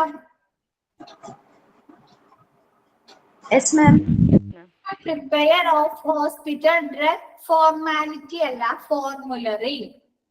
Hospital drug formulary. ഫോർമുലറി എന്ന് പറഞ്ഞാല് ഡ്രഗ് ലിസ്റ്റ്. നോട്ട് ചെയ്യേണ്ടവർ അപ്പൊ തന്നെ നോട്ട് ചെയ്തോളൂ കേട്ടാ. To prepare of hospital drug formulary. എന്താണ്? ഹോസ്പിറ്റലില് ഉള്ള, ഹോസ്പിറ്റൽ ഫാർമസിയിലുള്ള, അല്ലെങ്കിൽ അവർക്ക് ആവശ്യമായ അവരുടെ ഫാർമസിയിൽ ഇൻക്ലൂഡ് ചെയ്തിരിക്കുന്ന മരുന്നുകളുടെ എന്താണ്? ഒരു ഡ്രഗ് ലിസ്റ്റ് നിർമ്മിക്കുക. ഒരു ഹോസ്പിറ്റൽ ഫാർമസിയിലുള്ള മരുന്നുകളുടെ മെഡിസിൻസിന്റെ ഒരു ലിസ്റ്റ് ഉണ്ടാക്കുക. To select of manufacturer and suppliers, mode of procurement. ഇപ്പൊ എന്താണ് നമ്മ പറഞ്ഞു, എന്താണ് ഒരു ഹോസ്പിറ്റൽ ഫാർമസിയിലെ ട്രസ്റ്റ് ഒരു വിശ്വസയോഗ്യരായ സപ്ലയേഴ്സിനെ തിരഞ്ഞെടുക്കണം. എന്താണ് നല്ല ക്വാളിറ്റിയുള്ള മരുന്നത്, നല്ല സ്റ്റാൻഡേർഡ് ആയ മരുന്നുകൾ തരുന്നത്, നമ്മൾ പറ്റിക്കാത്ത ഹോസ്പിറ്റലിനെ പറ്റിക്കാത്ത നല്ല മരുന്നുകൾ ഡിസ്ട്രിബ്യൂട്ട് ചെയ്യുന്ന സപ്ലയേഴ്സിനെ തിരഞ്ഞെടുക്കാന്ന്. അപ്പൊ അങ്ങനെയുള്ള സപ്ലയേഴ്സിനെയും വിതരണക്കാരെയും അങ്ങനെ നിർമ്മാതാക്കളെയൊക്കെ തിരഞ്ഞെടുക്കുന്നതാരാ? ഈ ഡ്രഗ് തെറാപ്യൂട്ടിക് കമ്മിറ്റിയാണ്. ഇങ്ങനെയുള്ള വിതരണക്കാരെയും സപ്ലയേഴ്സിനെയും മാനുഫാക്ചറേയും തിരഞ്ഞെടുക്കാൻ മതിയാ. അവരിന്ന് മരുന്നുകൾ കറക്റ്റ് ടൈമില് അവര് കൊടുത്ത ഓർഡറിനനുസരിച്ച് നല്ല ക്വാളിറ്റിയുള്ള മരുന്നുകൾ ലഭ്യമായോട് കൂടി ഉറപ്പുവരുത്തണ്ടേ?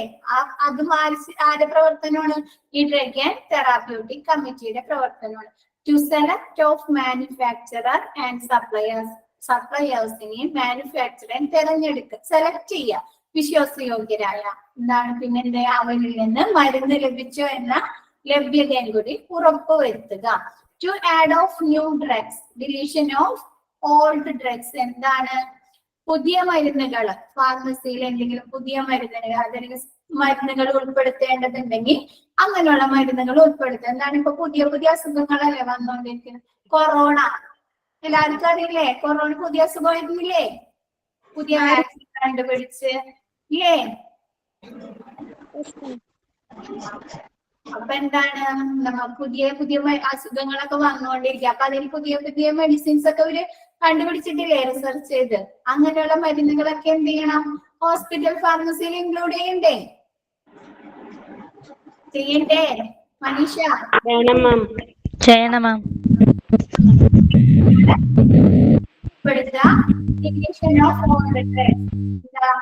ആവശ്യമില്ലാത്ത മെഡിസിൻസ്, പഴയ മെഡിസിൻസ് ഒക്കെ എന്ത് ചെയ്യാ? ഒഴിവാക്കുക. Drugs to be supplied in OPD. എന്താണ്? ഔട്ട് പേഷ്യന്റ് ഡിപ്പാർട്ട്മെന്റിന് മരുന്നുകള് സപ്ലൈ ചെയ്യാം, മരുന്നുകൾ കൊടുക്കുക. ഔട്ട് പേഷ്യന്റിലുള്ള ഡിപ്പാർട്ട്മെന്റിലെ പേഷ്യന്റിന് അവർക്ക് ആവശ്യം മരുന്നുകള് ഡിസ്ട്രിബ്യൂട്ട് ചെയ്യുക. Policy forming for pharmacy and monitoring. ഫാർമസിയിലെ പ്രവർത്തനങ്ങൾക്ക് ആവശ്യമായ പദ്ധതികൾ കൊണ്ടുവരാൻ, അത് നല്ല രീതിയിൽ നടപ്പിലാക്കുന്നുണ്ടോ? ഫാർമസിയിൽ കൊണ്ടുവന്ന പുതിയ പദ്ധതി അവർക്ക് ഉപകാരപ്രദമാണോ എന്നൊക്കെ മോണിറ്ററൈസ് ചെയ്യുക. Budget demand for pharmacy. എന്താണ്? ഫാർമസിയില് നല്ല രീതിയിൽ പ്രവർത്തിക്കുകയാണെങ്കിൽ എന്താണ്? അവർക്ക് പൈസ ആവശ്യമുണ്ട് പുതിയ സ്റ്റോക്കുകൾ കൊണ്ടുവരാൻ, അവർക്ക് തീർന്ന സ്റ്റോക്കുകൾ ഇറക്കാൻ അല്ലെങ്കിൽ റിസർച്ച് ചെയ്യാനൊക്കെ എന്ത് വേണം? പൈസ ആവശ്യമല്ലേ? അപ്പൊ അതൊക്കെ ആരാണ് ബഡ്ജറ്റ് ഒക്കെ കൊടുക്കുന്നത്? ആരാ? അവർക്ക് ആവശ്യമായ ഡ്രഗ് തെറാപ്യൂട്ടിക് കമ്മിറ്റിയാണ്. ആരാണ് ഹോസ്പിറ്റൽ ഫാർമസിക്ക് ആവശ്യമായ ബഡ്ജറ്റ് ഒക്കെ കൊടുക്കുന്ന അനുവദിച്ചു കൊടുക്കുന്നത്?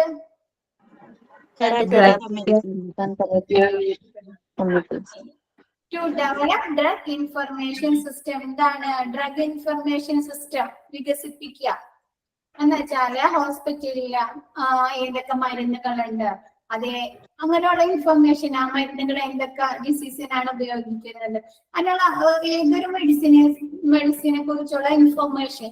അപ്പൊ ആ മരുന്നുകൾ കഴിച്ചോടെങ്കിൽ റിയാക്ഷൻ ഉണ്ടാവോ, ഇതിൽ സൈഡ് എഫക്റ്റ് ഉണ്ടാവും, അങ്ങനെയുള്ള ഈച്ച് ആൻഡ് എവരി ഇൻഫർമേഷൻ അതൊക്കെ വികസിപ്പിക്കുന്നത് ആരാ?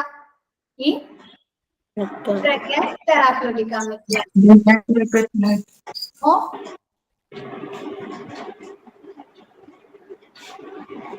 ക്ലിയർ ആയില്ല?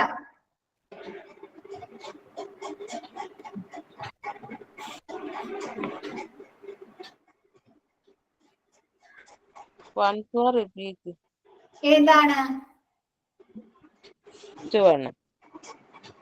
Last point? To develop drug information system. ഈ ഹോസ്പിറ്റൽ ഫാർമസിയിലുള്ള ഈച്ച് ആൻഡ് എവറി മെഡിസിൻസിനെ കുറിച്ചുള്ള ഇൻഫർമേഷൻ ഡെവലപ്പ് ചെയ്യുക. അതാരാണ്? വികസിപ്പിക്കുന്നത് ആരാണെന്ന് വെച്ചാൽ ഒരു മെഡിസിൻസ്, ഇപ്പൊ ഒരു മെഡിസിൻ നമ്മൾ പാരസെറ്റാമോൾ എന്നുള്ള ഒരു മെഡിസിൻ എക്സാമ്പിൾ ആണ്. അപ്പൊ അത് എന്തിനാണ് ഉപയോഗിക്കുന്നത്, എത്ര ടൈം ഉപയോഗിക്കണം, അതിന്റെ ഡോസ് എന്താണ്, അങ്ങനെയുള്ള ഈച്ച് ആൻഡ് എവരി ഇൻഫർമേഷൻ വികസിപ്പിക്കുന്നത് ആരാ? അത് ഒരു മെഡിസിനെ കുറിച്ചല്ല കേട്ടോ, ഈ ഫാർമസിയിലുള്ള എല്ലാ മെഡിസിനെ കുറിച്ചുള്ള ഇൻഫർമേഷൻ ഉണ്ടാക്കുന്നത് ആരാ? ഈ ഡ്രഗ് തെറാപ്യൂട്ടിക് കമ്മിറ്റിയാണ്. മനസ്സിലായ? യെസ് മാം.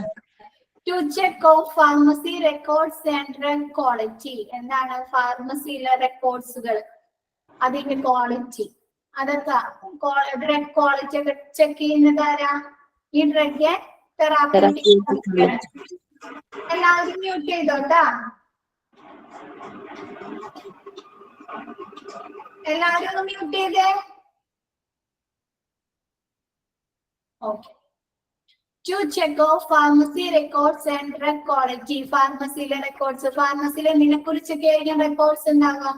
ഫാർമസിയിൽ എത്ര മരുന്നുകൾ സ്റ്റോക്ക് ഉണ്ട്, എത്ര സ്റ്റോക്ക് ഉണ്ട്, ഓരോ മരുന്നിന്റെയും നമ്മൾ പറഞ്ഞ ഇൻഫർമേഷൻ സിസ്റ്റം, ഓരോ മരുന്നിനെ കുറിച്ചുള്ള ഇൻഫർമേഷനെ കുറിച്ചുള്ള റെക്കോർഡ്സ്. അങ്ങനെ ഒരുപാട് റെക്കോർഡ്സ് ഉണ്ടാവും, അതൊക്കെ ചെക്ക് ചെയ്യാം. പിന്നെ എന്ത് ചെയ്യാ? ഡ്രഗിന്റെ ക്വാളിറ്റി നമ്മൾ പറഞ്ഞു, എന്താണ് ഫാർമസിയിലുള്ള മരുന്നുകളുടെ quality test ചെയ്തിട്ടുണ്ടാവുന്നു.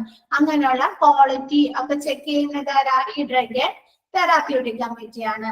Next, to maintain of drug standard and quality control. എന്താണ്? സ്റ്റാൻഡേർഡ് ആയിട്ടുള്ള ഡ്രഗ്സുകൾ മാത്രം ഫാർമസിയിൽ നമുക്ക് പറഞ്ഞ ക്വാളിറ്റി ഉള്ള സ്റ്റാൻഡേർഡ് ഉള്ള മരുന്നുകളാണ്. അപ്പൊ അത് ഇപ്പം അടുത്തവണ നല്ല സ്റ്റാൻഡേർഡ് ഉള്ള പേഷ്യന്റിന് ഉപയോഗിച്ചിട്ട് എഫക്റ്റീവ് ആയ നല്ല മരുന്നാണ് കൊണ്ടുവരുന്നത്. പിറ്റേന്ന് അതിന്റെ സ്റ്റാൻഡേർഡ് കുറഞ്ഞു കഴിഞ്ഞാൽ പിറ്റേന്റെ തവണ കൊണ്ടുവരുമ്പോൾ അതെന്താണ്? പേഷ്യന്റിന് ബാഡായിട്ട് എഫക്ട് ചെയ്യില്ലേ? അപ്പൊ അങ്ങനെയൊന്നും ചെയ്യാൻ പാടില്ലല്ലോ. അത് മെയിൻറ്റെയിൻ ചെയ്ത് കൊണ്ടുപോകുന്നത്, ക്വാളിറ്റി കൺട്രോൾ ഒക്കെ ചെക്ക് ചെയ്യുന്നതൊക്കെ ആരാ?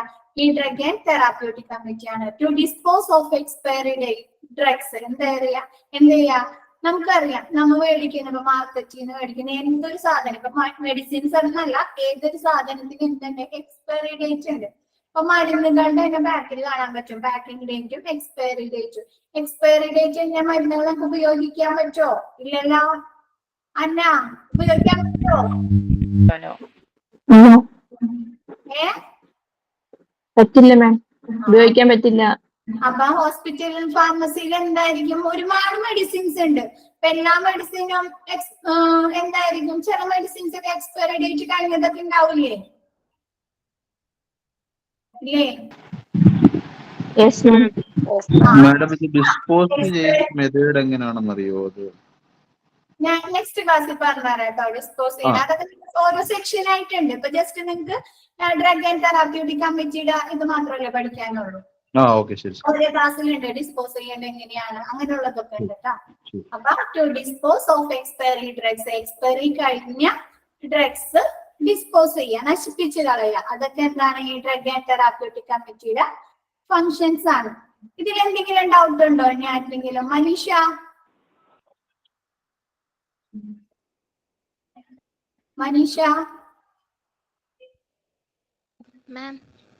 ഇതിന് ഡൗട്ട് ഉണ്ടോ? ഡ്രഗ് ആൻഡ്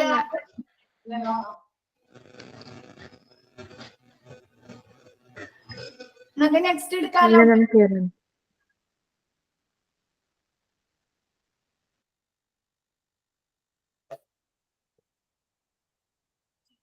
നെക്സ്റ്റ് എന്താണ്? Hospital formulary. ഹോസ്പിറ്റൽ ഫോർമുലറി എന്താണെന്ന് ഞാൻ പറഞ്ഞു. ഇപ്പൊ എന്താണ്? Drug list.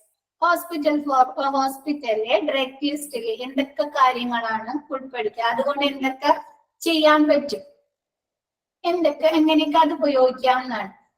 First, no hospital pharmacy can perhaps stock every medication that its concerned doctor may want to prescribe for their patients who are hospitalized. എന്താണ്? ഒരു hospital ഫാർമസിക്ക് ഒരു hospital ഫാർമസിക്കും എന്താണ്? അവിടുത്തെ ഡോക്ടേഴ്സ് പ്രിസ്ക്രൈബ് ചെയ്യണ എല്ലാ മരുന്നും എന്ത് ചെയ്യാൻ പറ്റില്ല? സൂക്ഷിക്കാൻ പറ്റില്ല, ഇൻക്ലൂഡ് ചെയ്യാൻ പറ്റില്ല. ശരിയല്ലേ? നമ്മളിപ്പോ ഹോസ്പിറ്റലിലും കാണിച്ച് അപ്പൊ അവിടുത്തെ ഫാർമസി ചെല്ലുമ്പോൾ അവിടുത്തെ ഫാർമസിസ്റ്റ് നമ്മളോട് പറഞ്ഞിട്ടില്ലേ എന്താണ്? ഈ മരുന്നില്ല കേട്ടോ, ഈ മരുന്ന് പുറത്തുനിന്ന് വാങ്ങണമെന്ന് പറഞ്ഞിട്ടുണ്ടോ? ഒരുപാട് ഡിപ്പാർട്ട്മെന്റുകൾ ഉണ്ടാവും. അപ്പൊ എന്താണ് പുതിയ പുതിയ മരുന്നുകൾ വരുന്നുണ്ടാവും വിപണിയില്. അപ്പൊ എന്താണ് അങ്ങനെ എല്ലാ മരുന്നുകളും ആ ഹോസ്പിറ്റൽ ഫാർമസിയിൽ ഇൻക്ലൂഡ് ചെയ്യാൻ പറ്റില്ല. Next, drug and therapeutic committee consists of a list of the medication that the hospital pharmacy store along with the information about each medication.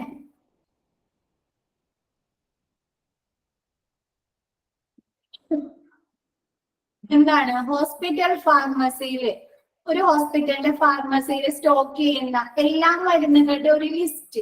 അതിലെന്താണ് ഓരോ മരുന്നിനെ കുറിച്ചുള്ള ഇൻഫർമേഷൻ ഉണ്ടാവും. ഞാൻ പറഞ്ഞില്ലേ ഒരു മരുന്ന് എങ്ങനെയാ ഉപയോഗിക്കേണ്ടത്, ഏത് ടൈമിൽ ഉപയോഗിക്കണം, ഇന്ന ഡിസീസിന് ആ മരുന്നിന്റെ എത്ര ഡോസ് വരെ യൂസ് ചെയ്യാം, ആ മരുന്ന് കഴിച്ചുകൊണ്ട് എന്തെങ്കിലും റിയാക്ഷൻ എന്തെങ്കിലും ആഫ്റ്റർ എഫക്റ്റ് ഉണ്ടാവാൻ സാധ്യതയുണ്ടോ, അങ്ങനെയുള്ള ഈച്ച് ആൻഡ് എവരി ഇൻഫർമേഷൻ എന്താണ് സൂക്ഷിച്ചിട്ടുണ്ടോ.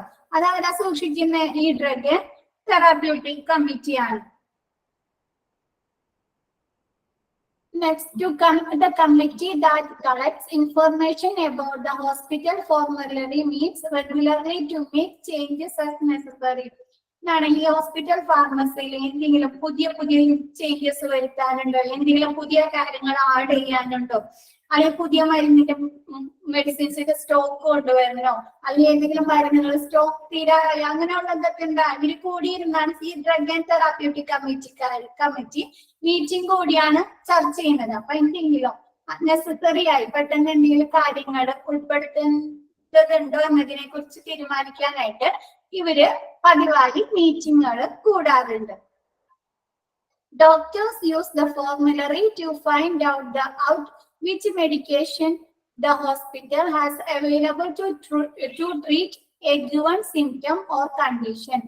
എന്താണ് ഹോസ്പിറ്റലിലെ ഡോക്ടറിന് ഒരു പേഷ്യന്റിന് ഇന്ന ഡിസീസസ് ആണ്, അതല്ലെങ്കിൽ ഇന്ന സിംറ്റംസ് ആണ്, ഇന്ന കണ്ടീഷൻ ആണ് എന്നത് നോക്കിയിട്ട് ഈ ഹോസ്പിറ്റൽ ഫോർമുലറി യൂസ് ചെയ്ത് മരുന്നുകൾ കൊടുക്കാൻ പറ്റും. ഇപ്പൊ നമ്മൾ കണ്ടിട്ടില്ലേ ചില ഡോക്ടേഴ്സ് കമ്പ്യൂട്ടറിലൊക്കെ നോക്കിങ്ങാട്ട് മരുന്നുകൾ എഴുതി തരുന്നത്, അങ്ങനെയൊക്കെ കണ്ടിട്ടുണ്ടായിരുന്നല്ലോ. പുതിയ പുതിയ ഡോക്ടേഴ്സ് ആയിരിക്കും അവരൊക്കെ. എന്ന് വെച്ചാൽ അധികം പ്രാക്ടീസ് ഇല്ലാത്ത ഡോക്ടേഴ്സ് കണ്ടിട്ടുണ്ടോ?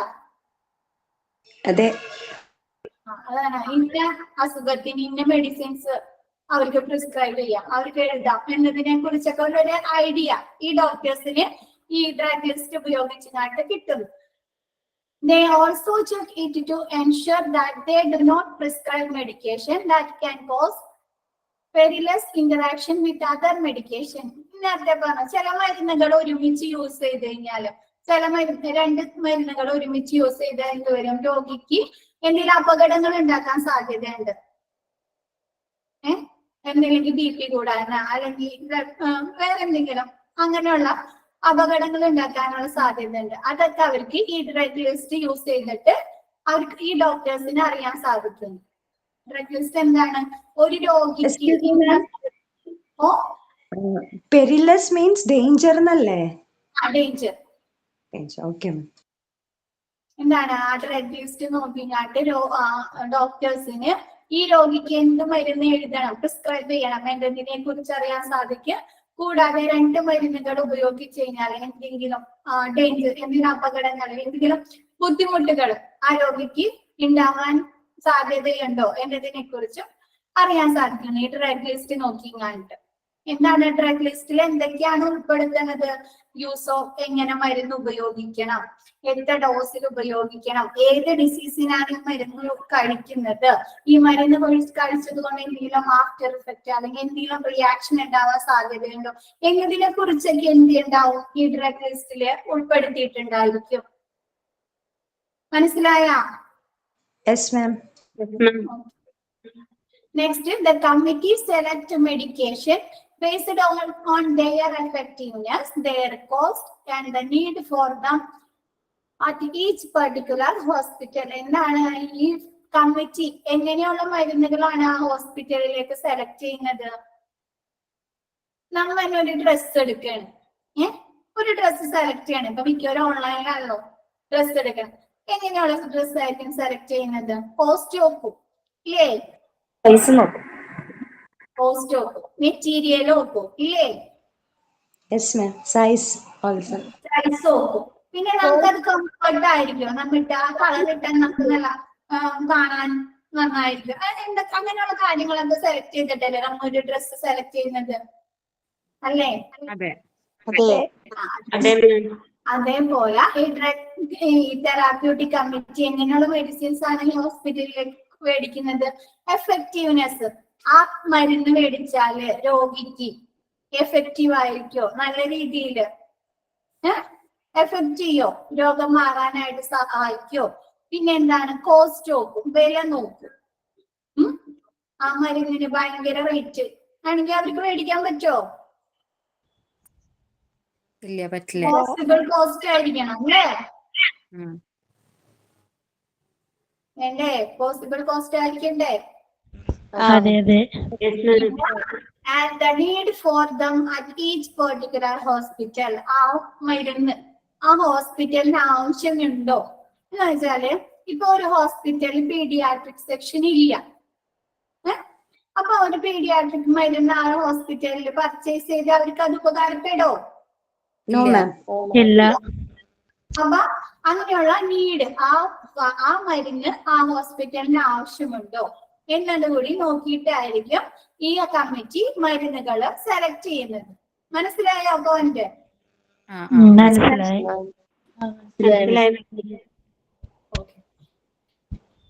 ഹോസ്പിറ്റൽ ഫോർമുലറി എന്ന് പറഞ്ഞാല്, no hospital pharmacy can perhaps stock every medication that it concerned doctor may want to prescribe for their patient who are hospitalized.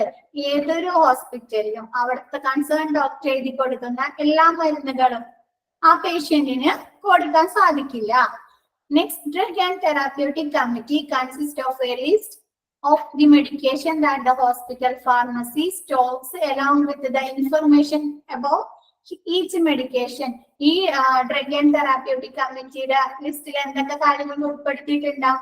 ആ ഫാർമസിയിലെ മരുന്നുകളുടെ സ്റ്റോക്ക്, പിന്നെ ഓരോ മെഡിസിൻസിനെ കുറിച്ചുള്ള ഇൻഫർമേഷൻ, ആ മരുന്ന് എങ്ങനെ ഉപയോഗിക്കണം, ഏത് ഡിസീസിനാണ് ഉപയോഗിക്കേണ്ടത്, എത്ര ഡോസിൽ ഉപയോഗിക്കണം, ആ മരുന്ന് കഴിച്ചത് കൊണ്ട് എന്തെങ്കിലും റിയാക്ഷൻ ഉണ്ടാകാൻ സാധ്യതയുണ്ട്, അതിനെ കുറിച്ചുള്ള എല്ലാ ഇൻഫർമേഷനും ഈ ഡ്രഗ് ആൻഡ് തെറാപ്യൂട്ടിക് കമ്മിറ്റിയുടെ കയ്യിൽ ഉണ്ടായിരിക്കും. The committee that collects information about the hospital formulary. ഈ ഹോസ്പിറ്റലിലെ ഫാർമസിയിൽ നെസസറി ആയിട്ടുള്ള എന്തെങ്കിലും പെട്ടെന്ന് ചെയ്യേണ്ട കാര്യങ്ങൾ എന്തെങ്കിലും ഉണ്ടോ, എന്തെങ്കിലും പുതിയ കാര്യങ്ങൾ നടപ്പിലാക്കണ്ടോ എന്നതിനെ കുറിച്ച് ചർച്ച ചെയ്യുന്നതിനായിട്ട് മീറ്റിങ്ങുകൾ കൂടാറുണ്ട്. Doctors use the formulary to find out which medication the hospital has available to treat a given symptoms or condition. എന്താണ്? ഹോസ്പിറ്റൽ ഫോർമുലറി യൂസ് ചെയ്തിട്ട് ഒരു ഡോക്ടറിന് ഒരു രോഗിക്ക്, ഇന്ന അസുഖമുള്ള രോഗിക്ക് ഏത് മരുന്ന് പ്രിസ്ക്രൈബ് ചെയ്ത് കൊടുക്കാം എന്നതിന് സഹായിക്കും, എന്നത് മനസ്സിലാക്കാൻ സാധിക്കും. They also check it to ensure that they do not prescribe medication that can cause perilous interaction with other medication. എന്താണ്?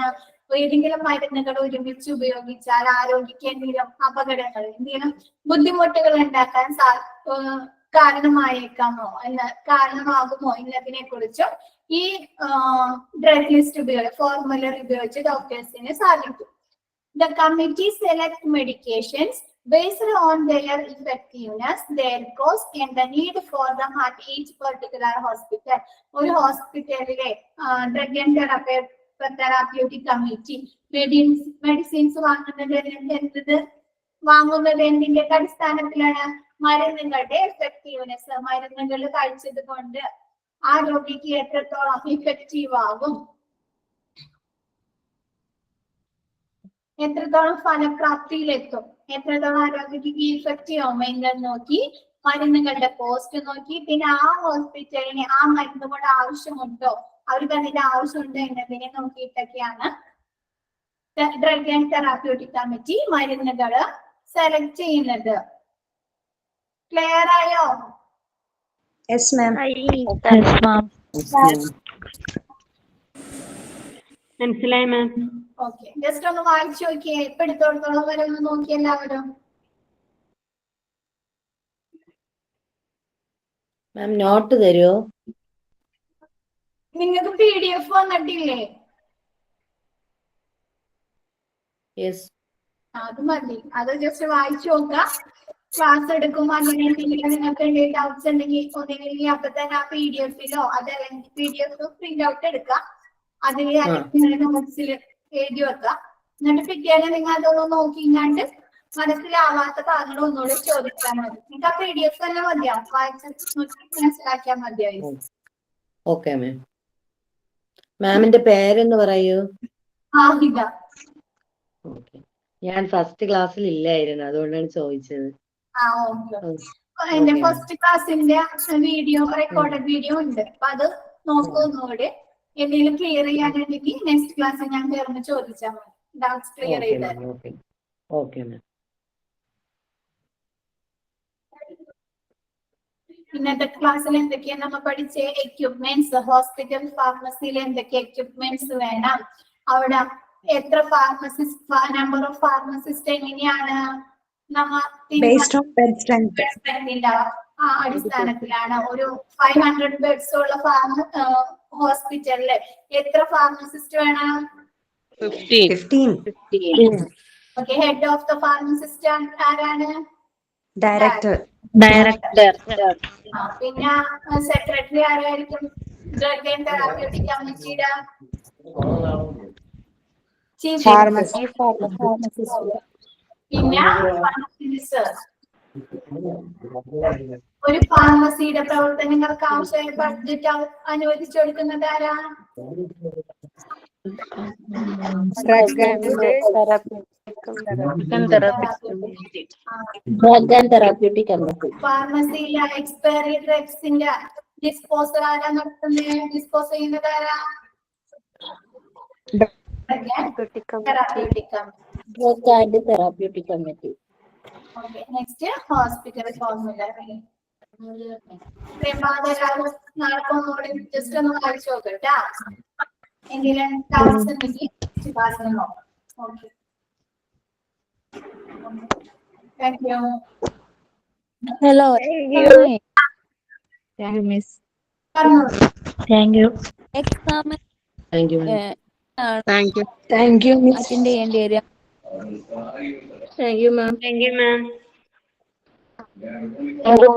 Hello. Thank you, ma'am. Thank you ma'am. Thank you, ma'am. Hello.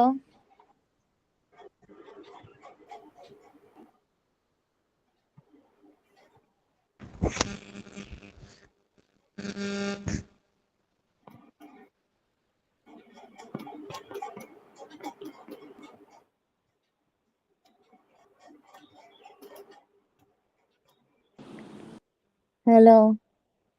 Exam നമ്മള് ഇംഗ്ലീഷിലാണോ attend ചെയ്യേണ്ടി വരിക, അതോ ഇതിന്റെ ഈ class എടുക്കുമ്പോൾ നമ്മള് lecture നോട്ടാക്കി Malayalam ചെയ്താൽ മതിയോ?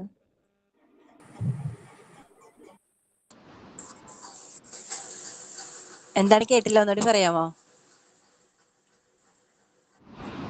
എക്സാം നമ്മള് ഇംഗ്ലീഷിലാണോ അറ്റൻഡ് ചെയ്യേണ്ടി വരിക, അതോ നമ്മള് ഇപ്പൊ ക്ലാസ് എടുക്കുമ്പം എക്സാം വരുന്നത് ഓപ്ഷണൽ ആയിട്ടാണ്, നമുക്ക് സെലക്ട് ചെയ്യാവുന്നതാണ്. നോട്ടാക്കി മലയാളം ചെയ്താൽ മതിയോ? ചെയ്ത് കൊടുത്താൽ മതി. അത് ഇംഗ്ലീഷിലാണ് വരുന്നത്.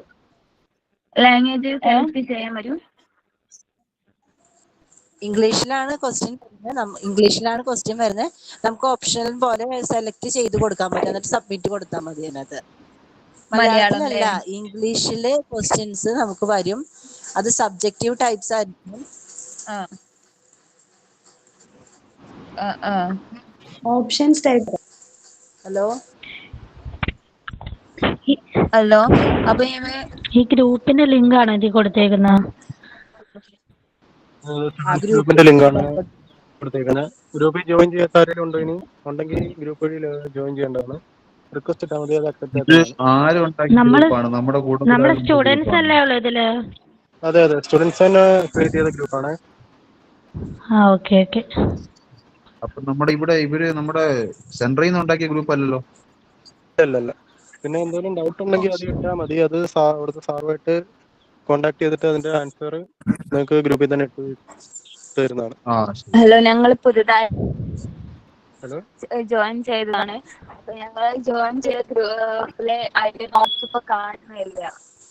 അത് ഗ്രൂപ്പ് ഒന്ന് മെസ്സേജ് ഇട്ടാൽ മതി. നോട്ട്സ് വേണമെങ്കിൽ നോട്ട്സ് വേണമെന്ന് മെസ്സേജ് ഇട്ടാൽ മതി. അല്ലെങ്കിൽ അഡ്മിന് DM മെസ്സേജ് ഇട്ടാൽ മതി. ഗ്രൂപ്പിൽ മെസ്സേജ് ഇട്ടാൽ മതി. അന്നേരത്തേക്ക് അവര് ഇട്ട് തരുന്നതാണ്. Okay okay. ജോയിൻ ചെയ്യാൻ ഉള്ളവരെല്ലാം ജോയിൻ ചെയ്യും.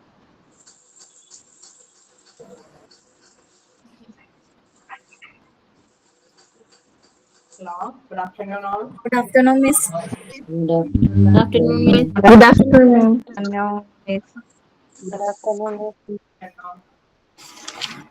അപ്പോ എന്നെ മനസ്സിലായോ എല്ലാവർക്കും?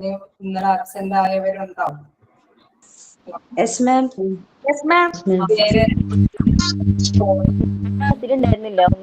വോയിസ് ബ്രേക്ക് ആവുന്നുണ്ട്. സൗണ്ട് ഭയങ്കരമായിട്ട് കുറവ് പോലെ ഫീൽ ചെയ്യുന്നു. അതെ എല്ലാരും കൂടെ ഓൺ ആക്കിയിട്ടാ. ടീച്ചറെ ഒന്നും കേൾക്കാൻ വയ്യ ടീച്ചറെ. ഓക്കെ ഓക്കെ, എല്ലാവരും ഒന്ന് അൺമ്യൂട്ട് ആക്കി. ഇപ്പൊ ക്ലിയർ ആണോ? എന്റെ വോയിസ് നിങ്ങൾക്ക് കേൾക്കാൻ പറ്റുന്നുണ്ടോ? Yes, ma'am. ഇപ്പൊ ക്ലിയർ ആണ്. അപ്പൊ എന്റെ പേര് സോളി. നിങ്ങള് ഇന്നലെ ഇല്ലാത്തവര് ഉണ്ടെങ്കിൽ പുതിയ ടീച്ചറാണ്. എന്റെ പേര് സോളി. ഞാൻ എടുക്കാൻ പോകുന്നത് ഫ്രണ്ട് ഓഫീസ് ആണ്. അതിന്റെ PDF ഉണ്ടെങ്കിൽ അതൊക്കെ എടുത്തു വെക്കുക. ഫ്രണ്ട് ഓഫീസ് ഉണ്ടോ? ചാപ്റ്ററിന്റെ പേര് front office department work flow and functions. PDF എടുത്തു വെക്കുക. ഞാൻ PDF-നോടൊപ്പം തന്നെ പറഞ്ഞു പോകുമ്പോൾ നിങ്ങൾ നോട്ട് ചെയ്യുക. എന്തെങ്കിലും ഡൗട്ട് ഉണ്ടെങ്കിൽ അപ്പാപ്പ ക്ലിയർ ചെയ്ത് പോവുക. ഓക്കെ, അപ്പൊ നമ്മള് ചാപ്റ്ററിന്റെ ഫസ്റ്റ് നമ്മൾ കഴിഞ്ഞു. നമ്മൾ ഇനി എടുക്കാൻ തുടങ്ങേണ്ട ഭാഗം എന്ന് പറയുന്നത് ഞാൻ ഉണ്ടായിരുന്നില്ല ക്ലാസ്സിൽ. Customer service. അത് തുടങ്ങിയാണ് നമ്മൾ എടുക്കേണ്ടത് അല്ലേ? അതിന് വരെ നമ്മൾ പറഞ്ഞു നിർത്തിയത്. തുടങ്ങട്ടെ? മുന്നത്തെ ക്ലാസ് ഒന്ന് റിപ്പീറ്റ് ചെയ്തരോ? പെട്ടെന്ന് റിപ്പീറ്റ് ചെയ്യുമ്പോ നമ്മുടെ പോർഷൻസ് ഒക്കെ നീങ്ങി പോകൂല. അതുകൊണ്ട് ആബ്സെന്റ് ആയവരൊന്ന് നിങ്ങൾ ഡിസ്കസ് ചെയ്തിട്ട് ഒന്ന് പറയാം. ഇനിയിപ്പോ കുറച്ച് ദിവസം കഴിഞ്ഞിട്ട് ചിലപ്പോൾ അവരൊരു ടൈം തരുമായിരിക്കും നിങ്ങൾക്ക് എന്തെങ്കിലും ഒന്ന് കൈകാര്യം ചെയ്യാൻ പറ്റുന്നുണ്ടെങ്കിൽ. ഇപ്പൊ കണ്ടിന്യൂ ചെയ്യുന്നത്. പേരെന്ന് പറയൂ. പേര് സോളി, SOLY. മുന്നത്തെ ക്ലാസ്സിന്റെ വീഡിയോ അപ്ലോഡഡ് ആണോ മാം? ക്ലാസ് റൂമിൽ ഉണ്ട് അപ്ലോഡ്. അപ്പൊ നമുക്ക് കാണാൻ പറ്റും. അപ്പൊ ഈ ക്ലാസ് നമുക്ക് തുടങ്ങാം. കസ്റ്റമർ സർവീസ് എന്നുള്ള ഇതാണ് നമ്മുടെ അടുത്ത ഹെഡിങ്. കസ്റ്റമർ സർവീസ് എന്ന് പറയുമ്പോൾ നമ്മൾക്ക് അറിയാം, മിക്കവാറും എല്ലാവരും എന്താ പറയുക, എന്ത് സംഭവം നമ്മൾ മേടിച്ചാലും ഒരു സർവീസ് ഓപ്പർച്യൂണിറ്റീസ് ബിസിനസ്സുകാർ നമുക്ക് പ്രൊവൈഡ് ചെയ്യാറുണ്ട് അല്ലെ? നമ്മൾ ഇലക്ട്രോണിക്സ് ആയ എന്തെങ്കിലും സംഭവങ്ങൾ മേടിക്കുമ്പോൾ അവര് കുറച്ച് വാറണ്ടി തരും നമുക്ക്, അല്ലെങ്കിൽ ഫ്രീ സർവീസ് വെഹിക്കിളൊക്കെ ആണെങ്കിൽ ഫ്രീ സർവീസ് തരും. അത് പലതരത്തിൽ നമുക്ക് അങ്ങനെ ഒരു സർവീസ് ബിസിനസ്സസ് പ്രൊവൈഡ് ചെയ്യാറുണ്ട് അല്ലെ? അത് ഹോസ്പിറ്റലിലും ഇപ്പോ എന്താ പറയുക, ഒരു ഹോസ്പിറ്റലും ഒരു ഇൻഡസ്ട്രി ആയി. അതും ഒരു എന്താ പറയുക ലാഭ്യശീലോടുകൂടിയുള്ള ചിലപ്പോഴൊക്കെ ചില ഹോസ്പിറ്റലൊക്കെ ഡൗൺ ആയി പോകും. അപ്പൊ കുറച്ച് പേഷ്യൻസിനും ഉപകാരപ്പെടുന്ന സർവീസുകളൊക്കെ പ്രൊവൈഡ് ചെയ്യേണ്ടതായിട്ട് വരും. അപ്പൊ അതുകൊണ്ട് ഈ കസ്റ്റമർ സർവീസ് എന്നൊരു ടോപ്പിക് കൂടി നമുക്ക് പഠിക്കാം. ഓക്കെ, കസ്റ്റമർ സർവീസ് തുടങ്ങിയാണ്. Customer service, also non client service, is the provision of a service to customer before, during and after purchase. Customer service എന്ന് പറയുന്നതിന് മറ്റൊരു പേര് പറഞ്ഞ ക്ലയന്റ് സർവീസ്, അതായത് അവിടെ ഇടപാടുകാരൻ നമുക്ക് തരുന്ന ഒരു സർവീസ്, ഒരു സേവനം. അപ്പൊ നിങ്ങളിപ്പോ ഒരു വണ്ടി മേടിക്കുകയാണ്. നിങ്ങൾക്ക് തന്നെ അറിയാം, ആ വണ്ടിയിൽ അവർ കുറെ ഓഫേഴ്സ് നമുക്ക് പറഞ്ഞു തരും. ചിലപ്പോൾ പറയും വണ്ടിയിൽ ഇടാനുള്ള മാറ്റ് ഞങ്ങൾ ഫ്രീ ആയിട്ട് തരും, അല്ലെങ്കിൽ ബീഡിങ് പിടിച്ചു തരും, എന്താ പറയാ 6 month കൂടുമ്പോൾ സർവീസ്, അങ്ങനെ 2-3 പ്രാവശ്യം നമുക്ക് ഫ്രീ സർവീസ് തരും. അങ്ങനെ ഒരുപാട് ഇതുകൾ പറഞ്ഞു തരും. അതേമാതിരി തന്നെ ഇപ്പൊ ഒരു ടെലിവിഷൻ മേടിക്കുകയാണ്. അപ്പൊ അവര് ചിലപ്പോൾ എന്താ പറയുക TV നമ്മുടെ വീട്ടിലേക്ക് എത്തിച്ചു തരും, അതല്ലെങ്കിൽ അത് ഫിറ്റ് ചെയ്ത് തരും. പിന്നെ എന്തെങ്കിലും കംപ്ലൈന്റ് 6 monthനുള്ളിൽ അങ്ങനെ ഉണ്ടെങ്കിൽ അവര് ഫ്രീ ആയിട്ട് അത് നമുക്ക് എന്താ പറയാ മെയിൻറ്റെയിൻ ചെയ്ത് തരും. അങ്ങനെ അപ്പോ ഡൂയിങ്, അതിനും ബിഫോർ, അതാണ് പറയുന്നത്. ബിഫോറും സാധനങ്ങള് കൊടുക്കുന്നതിനോട് മുമ്പായിട്ടും നമ്മളെ സർവീസ് തരും. ഡ്യൂറിങ് അത് ചെയ്ത് ബിറ്റൊക്കെ ചെയ്ത് വരും. അതിനുശേഷം ആഫ്റ്റർ പർച്ചേസ് അതിനുശേഷം എന്തെങ്കിലും ഒരു കുറച്ച് നാളത്തേക്ക് അവര് റിപ്പയർ ഒക്കെ ചെയ്ത് ഫ്രീ ആയിട്ട് റിപ്പയർ ഒക്കെ ചെയ്യും. ഇതാണ് നമ്മൾ മനസ്സിലാക്കേണ്ട ഒരു വസ്തുത. അതാണ് കസ്റ്റമർ സർവീസ് എന്നുകൊണ്ട് നമ്മൾ മനസ്സിലാക്കേണ്ടത്. ഇനി നെക്സ്റ്റ് ഭാഗത്തേക്ക് പോവുകയാണെങ്കിൽ according to Turban 2002, customer service is a series of activities designed to improve the level of customer satisfaction. That is the feeling that they decide to improve the level of customer satisfaction, protect or service has met the customer expectation. Okay, അതായത് ഈ service എന്ന് പറയുന്ന ഒരു mind, ആ സേവനങ്ങള് എന്താ പറയുക എന്തൊക്കെയാണെന്നുള്ളതിന്റെ ഒരു സീരീസ് ഓഫ് ആക്ടിവിറ്റീസ്, കുറെ കാര്യങ്ങളാണ് നമുക്ക് വേണ്ടിയിട്ട് തരുന്നത്. കസ്റ്റമേഴ്സിന്റെ സർവീസ് നമ്മൾ എത്രത്തോളം സാറ്റിസ്ഫൈഡ് ആക്കാൻ പറ്റുമോ, ഒരു കസ്റ്റമറിനെ എത്രത്തോളം സാറ്റിസ്ഫൈഡ് ആക്കാൻ പറ്റുമോ അത്രമാത്രം കാര്യങ്ങളെല്ലാം അവർ ചിന്തിച്ചുരുപ്പിച്ചിട്ടാണ് അത് ഡിസൈൻ ചെയ്യുന്നത്. അവരെ സാറ്റിസ്ഫാക്ഷൻ ആക്കുക അല്ലെങ്കിൽ ഒരു കസ്റ്റമറിനെ തൃപ്തിപ്പെടുത്തുക എന്നതിലാണ് ശരിക്കും ബിസിനസ്മാന്റെ വിജയം. അപ്പൊ ആ ബിസിനസ്മാൻ കസ്റ്റമറിനെ എത്രത്തോളം സാറ്റിസ്ഫാക്ഷൻ ആക്കാൻ എന്തൊക്കെ ആക്ടിവിറ്റീസ് നടപ്പാക്കുന്നോ അതെല്ലാം ഇൻക്ലൂഡ് ചെയ്യുന്നതാണ് കസ്റ്റമർ സർവീസിലുള്ളത്. എങ്ങനെ ഫോളോ ചെയ്യാൻ പറ്റുന്നുണ്ടോ? മനസ്സിലാവുന്നുണ്ടോ? Customer service is a series of activities designed to improve the level of customer satisfaction. That is the feeling that they designed to improve the level of feeling that the product service has met the customer expectation. Customer എന്താ expect ചെയ്യുന്നത്, എന്താണ് അവര് ആഗ്രഹിക്കുന്നത്, അത്രയും മാത്രം കാര്യങ്ങൾ ചെയ്തു കൊടുക്കാനായിട്ട് സപ്ലയർ തയ്യാറാവുകയാണ്, ബിസിനസ്മാൻ തയ്യാറാവുക. ഇത്തരം സേവനങ്ങളാണ് കസ്റ്റമർ സർവീസ് എന്ന് പറയുന്നത്. ഈ customer service can be given by salesman or a hospital executives. നമ്മള് സെയിൽസ്മാന്റെ ഒരു ശരിക്കും പറഞ്ഞു കഴിഞ്ഞാൽ ഇതൊക്കെ നൽകുന്നത് ഒരു ബിസിനസ് ലാംഗ്വേജിലാണല്ലോ നമുക്ക് പറഞ്ഞു തരാം. അതുകൊണ്ടാണ് പറയുന്നത് സെയിൽസ്മാനോ, ഹോസ്പിറ്റലാണെങ്കിലും ഹോസ്പിറ്റലിലെ എക്സിക്യൂട്ടീവ്സ്, ഇത്തരം കാര്യങ്ങൾ ചെയ്തു തരുന്ന എക്സിക്യൂട്ടീവ്സും ആ കാര്യനിർവഹണം നിർവഹിക്കുന്ന വ്യക്തിയുമാണ് ഇത്തരം സേവനങ്ങൾ നമുക്ക് നടപ്പാക്കി തരുന്നത്.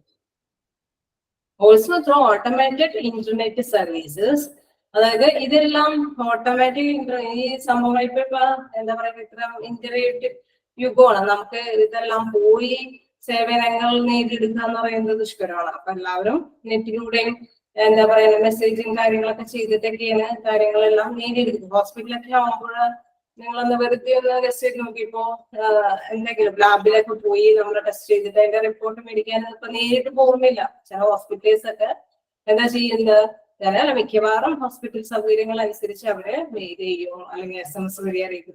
വാട്സപ്പ് ആണെങ്കിൽ വാട്സപ്പ് നമ്മുടെ നമ്പർ കണക്ട് ചെയ്തിട്ട് അതുവഴി ചെയ്തു തരും അല്ലെ. അപ്പൊ അത്തരം സേവനങ്ങളെയാണ് നമ്മൾ എന്ത് പറയുന്നത് ഈ കസ്റ്റമർ സർവീസ് എന്ന് പറയുന്നത്. ഇപ്പൊ നിങ്ങൾ ഹോസ്പിറ്റലിലെ സേവനങ്ങൾ കൊണ്ട് മനസ്സിലാക്കി വരുന്നുണ്ടോ? ഓക്കെ അല്ലേ? ഓക്കെ. ഓൾസോ മാഡം ഇപ്പൊ എന്നെ പോലെ ഇന്ന് 2-3 ദിവസം ഇന്ന് ജോയിൻ ചെയ്ത 2-3 പേരുണ്ട്. അപ്പം കഴിഞ്ഞ ക്ലാസ്സുകളിലുള്ളത് ഒരു സമ്മറി പോലെ ഒന്ന് പറയാൻ പറ്റുമോ? അപ്പൊ നമുക്ക് അത്രയും ബാക്കി പിള്ളേരെ അത്രയും സമയം ഡീൽ ചെയ്യാൻ വയ്യില്ലേ? നമ്മുടെ എന്തായാലും പറയാതെ ജസ്റ്റ് ആ സബ്ജക്ട് ടോപ്പിക് എന്താ ക്ലാസ് റൂമിൽ നിങ്ങൾക്ക് ഇതിലേക്ക് പോയിട്ടുണ്ടാവും. ഇപ്പൊ ഞാൻ എടുത്ത ക്ലാസ് ഓൾറെഡി സെൻഡ് ആയിട്ട് വന്നിട്ടുണ്ട്. നിങ്ങൾക്ക് അത് കണ്ടാ എന്തായാലും നിങ്ങൾക്ക് മനസ്സിലാക്കി എടുക്കാൻ പറ്റും. ഓരോ ടോപ്പിക് വൈസ് ആയിട്ട് തന്നെ പോകുന്നത്. അപ്പൊ ഈ ടോപ്പിക്കും മറ്റു ടോപ്പിക്കായിട്ട് അത്രയും റിലേറ്റ് വരില്ല. എന്ന് വെച്ച് കഴിഞ്ഞാൽ ഓരോന്നും ഫ്രണ്ട് ഓഫീസ് എന്നൊക്കെ പറഞ്ഞ ഒരു മേഖലയിലാണ്, നമുക്ക് അറിയാവുന്ന ഒരു മേഖലയും കൂടി ആയതുകൊണ്ട് അത്രയും ബുദ്ധിമുട്ട് വരില്ല. എന്നെ ഫോളോ ചെയ്യാൻ വേണ്ടി. Okay. So customer service can be given by a salesman or a hospital executives. അതാണ് തരുന്നതെന്ന് പറഞ്ഞു. Also through automated internet service. ഇത് ഇന്റർനെറ്റ് വഴിയുള്ള സേവനങ്ങളാണ് ഈ കാലഘട്ടത്തിൽ നമുക്ക് കിട്ടിക്കൊണ്ടിരിക്കുന്നത്. The medical receptionist is often the first person with whom patient has with the medical facility. നമ്മൾ നേരത്തെ പറഞ്ഞു നമ്മുടെ മെഡിക്കൽ റിസപ്ഷനിസ്റ്റ് ആണ് നമുക്ക് ആദ്യമായിട്ട് ഈ സേവനങ്ങൾ ചെയ്തു തരുന്ന പ്രധാനപ്പെട്ട വ്യക്തി അല്ലെ. മെഡിക്കൽ റിസപ്ഷനിസ്റ്റിൽ നിന്നാണ് പേഷ്യന്റ് കൂടുതലായിട്ട് ഇത്തരം വിവരങ്ങളെല്ലാം ഇത്തരം ഫെസിലിറ്റീസ് എല്ലാം നേടിയെടുക്കുന്നത്. Giving patients individual attention can go a long way in establishing their positive experience with the facility. അവർ തന്നെയാണ് നമുക്ക് ഈ പോസിറ്റീവ് തരുന്നത്. ഈ ഹോസ്പിറ്റലിനെ കുറിച്ചിട്ട് എന്തൊക്കെയാണ് ഫെസിലിറ്റീസ്, എന്തൊക്കെയാണ് സർവീസ് ആയിട്ട് ഹോസ്പിറ്റലിൽ പ്രൊവൈഡ് ചെയ്യുന്നതെന്ന് നമ്മൾ പേഷ്യൻസ് മനസ്സിലാക്കിയെടുക്കുന്നത് ഫ്രണ്ട് ഓഫീസിലെ വ്യക്തിയിൽ നിന്നാണ്. അവർ പറയും ഇന്ന കാര്യങ്ങൾ, ഇന്നിപ്പോ ടെസ്റ്റ് ചെയ്ത് കഴിഞ്ഞാൽ ഇന്ന് ഇത്ര വൈകുന്നേരത്തിനുള്ള റിസൾട്ട് കിട്ടും, അല്ലെങ്കിൽ ഇത് സ്കാൻ ചെയ്യാനുള്ള സെന്റർ നമ്മുടെ ഇവിടെ ഉണ്ട്, അല്ലെങ്കിൽ ഇത്തരം ഡിപ്പാർട്ട്മെന്റിൽ ഇതിനുള്ള ഫെസിലിറ്റി ഉണ്ട്. നമുക്ക് വ്യത്യസ്ത കാര്യങ്ങൾക്കായിരിക്കും ഹോസ്പിറ്റലിൽ പോകുന്നത്. അപ്പൊ റേഡിയേഷൻ എടുക്കേണ്ട വ്യക്തികളുണ്ടാവും, ചിലപ്പോൾ എന്താ പറയാ സ്കാനിങ് ചെയ്യുന്ന, ചിലപ്പോൾ ഫിസിക്കലായിട്ട് എന്തെങ്കിലുമൊക്കെ ചെയ്യേണ്ട വ്യക്തികളുണ്ടാവും. അപ്പൊ ഇതിനൊക്കെയുള്ള സൗകര്യങ്ങൾ ഉണ്ടോ, ഈ ഹോസ്പിറ്റലിൽ അവൈലബിൾ ആണോ എന്ന് പറഞ്ഞു തരുന്ന പ്രധാനപ്പെട്ട വ്യക്തി എന്ന് പറയുന്നത് ഈ മെഡിക്കൽ എന്താ പറയുന്ന റിസപ്ഷനിസ്റ്റ് ആണ്. അവരാണ് പോസിറ്റീവായിട്ട് നമ്മളോട് ഈ ഇത്തരം കാര്യങ്ങളെല്ലാം പറഞ്ഞു തരുന്നത്. അതുകൊണ്ട് വീണ്ടും ഒന്നുകൂടെ പറയാം, giving patient individual attention can go a long way in establishing their positive experience with the facility. അവർക്ക് അറിയാൻ പറ്റൂ കൃത്യമായിട്ട് ഇത്തരം ഫെസിലിറ്റീസ് ഇവിടെ ഉണ്ടെന്ന് റിസപ്ഷനിസ്റ്റിന് പറഞ്ഞു തരാനായിട്ട് സാധിക്കും. എങ്ങനെ ഈ പാരഗ്രാഫ് നിങ്ങൾക്ക് മനസ്സിലായോ? ഇത് നിങ്ങൾക്ക് ഒന്ന് അറിയാൻ വേണ്ടി മാത്രമേ ഉള്ളൂ. ഇവിടെ സർവീസ് നേരത്തെ പറഞ്ഞ ഫ്രണ്ട് ഓഫീസിൽ എന്താ പറയാ ഹോസ്പിറ്റലിനെ കുറിച്ച് ഡീറ്റെയിൽസ് നമുക്ക് തരുന്നുണ്ട് എന്നുള്ളത് തന്നെയാണ് ഇവിടെ വീണ്ടും ഒരു കസ്റ്റമർ സർവീസ് എന്നൊരു ഹെഡിങ്ങിൽ കൊടുത്തിരിക്കുന്നത്. ഓക്കെ അല്ലേ? Okay, what is CRM? അടുത്തൊരു ടോപ്പിക് എന്ന് പറയുന്നത് CRM. ഇതൊരു പ്രധാനപ്പെട്ട ഒരു ഭാഗമാണ്. നമ്മൾ മിക്കവാറും ഹോസ്പിറ്റലൊക്കെ ചെയ്യുമ്പോൾ അവർ തമ്മിൽ ഡിസ്കസ് ചെയ്യുന്നത് കേൾക്കാം. CRM കഴിഞ്ഞു, CRM ഫിൽ ചെയ്ത് കഴിഞ്ഞോ എന്നൊക്കെ പറഞ്ഞാൽ CRM എന്ന് പറഞ്ഞാൽ എന്താണെന്ന് നമുക്ക് പെട്ടെന്നൊന്നും മനസ്സിലാവില്ല. എന്താണ് CRM എന്ന് നമുക്ക് താഴേക്ക് നോക്കാം. CRM stands for customer relationship management. As the name indicates, CRM software is a system for managing relationship with the customer. അതായത് ഇതെന്ന് പറയുന്ന ഇതിന്റെ ഫുൾ ഫോം എന്ന് പറയുന്നത് എന്താ? CRM stands for customer relationship management. അതായത് പേഷ്യന്റും ആ മാനേജ്മെന്റും ആ ഒരു ഹോസ്പിറ്റലുമായി ബന്ധപ്പെട്ട് ഉള്ള ഒരു ഇതിന് പറയുന്ന പേരാണ് എന്ത്? CRM എന്ന് പറയുന്നത്. ഇത് എന്താണെന്ന് നോക്കാം. As the name indicates, CRM software is a system for managing a relationship with the customer. എന്ന് പറയുന്നത് എന്താ? ഒരു സോഫ്റ്റ്വെയർ ആണ്. പണ്ടത്തെ മാതിരി നമ്മള് മാനുവൽ ഒന്നല്ലല്ലോ, ഇപ്പോ എല്ലാം സോഫ്റ്റ്വെയർ ആണ്. ഇപ്പൊ നമ്മളിപ്പോ മിക്ക ഏത് ഫോമിനും അതിൻ്റെതായ ഒരു നമ്മുടെ കയ്യിൽ എക്സൽ ഉണ്ട്, വെബ് പ്രോസസ്സിങ്, അങ്ങനെ അതേമാതിരി തന്നെ ഇപ്പൊ അക്കൗണ്ട്സ് ആണെങ്കിൽ നമ്മൾ ടാലി ഉണ്ട്. അങ്ങനെ ഓരോ സോഫ്റ്റ്വെയർ ആണല്ലോ ഓരോന്നിനുള്ളത്. അപ്പൊ ഹോസ്പിറ്റലിൽ യൂസ് ചെയ്യുന്ന ഒരു സോഫ്റ്റ്വെയർ ആണ് ഇത് CRM എന്ന് പറയുന്നത്. അതെന്ന് പറയുന്നത് ഒരു ഹോസ്പിറ്റലില് നമ്മുടെ ഡാറ്റാസ് എല്ലാം കീപ്പ് ചെയ്യാൻ വേണ്ടിയിട്ട് അവർ ഉപയോഗിക്കുന്ന ഒരു സോഫ്റ്റ്വെയർ ആണ് CRM. CRMത്തിന്റെ ഫുൾ ഫോം എന്ന് പറയുന്നത് കസ്റ്റമർ റിലേഷൻഷിപ്പ് മാനേജ്മെന്റ്. അതായത് പേഷ്യന്റും മാനേജ്മെന്റും തമ്മിലുള്ള ബന്ധം സൂചിപ്പിക്കുന്നത്. അതായത് പേഷ്യന്റിന്റെ ഡീറ്റെയിൽസ് ഒക്കെ ആണെങ്കിൽ അവര് കളക്ട് ചെയ്യുന്ന ഒരു സോഫ്റ്റ്വെയർ. ഈ സോഫ്റ്റ്വെയർ വഴിയാണ് അവർ ഈ ഡീറ്റെയിൽസ് എല്ലാം കളക്ട് ചെയ്യുന്നത്. ഓക്കെ ആണോ? എന്താണ് CRM എന്ന് മനസ്സിലായില്ലേ? അതിന്റെ ഫുൾ ഫോം ഒന്നും കൂടെ പറയാം. CRM stands for customer relationship management.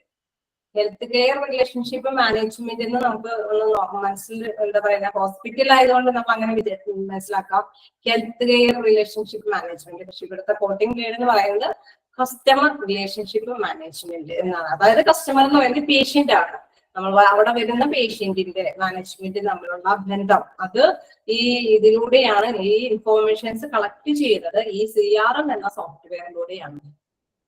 Okay അല്ലേ? നെക്സ്റ്റ് കണ്ടിന്യൂ ചെയ്യാം. What is health care CRM? അത് തന്നെയാ പറയുന്നത്. ഹെൽത്ത് കെയർ CRM എന്ന് പറയുന്നത് എന്താണെന്ന് നോക്കാം. Health care customer relationship management can manage a complete database on patients data record securely and cannot be accessed by third parties. എന്ന് മനസ്സിലാക്കുന്ന ഒരു കാര്യം, health care customer relationship management can manage complete database. Complete database എന്ന് പറഞ്ഞാൽ നമ്മൾ അവിടെ ചെല്ലുമ്പോൾ തന്നെ റിസപ്ഷനിസ്റ്റ് എന്തൊക്കെ ചോദിക്കും, നിങ്ങൾ ആലോചിച്ച് ചോദിക്കും, പേര് ചോദിക്കും, ഏജ് ചോദിക്കും, എവിടെയാണ് പ്ലേസ് ചോദിക്കും, നിങ്ങൾ മെഡിസിൻ എടുക്കുന്ന വ്യക്തിയാണോ, നിങ്ങൾ ആദ്യമായിട്ടാണോ വന്നത്, അങ്ങനെ ഒരുപാട് ഡീറ്റെയിൽസ് അവർ കളക്ട് ചെയ്യും.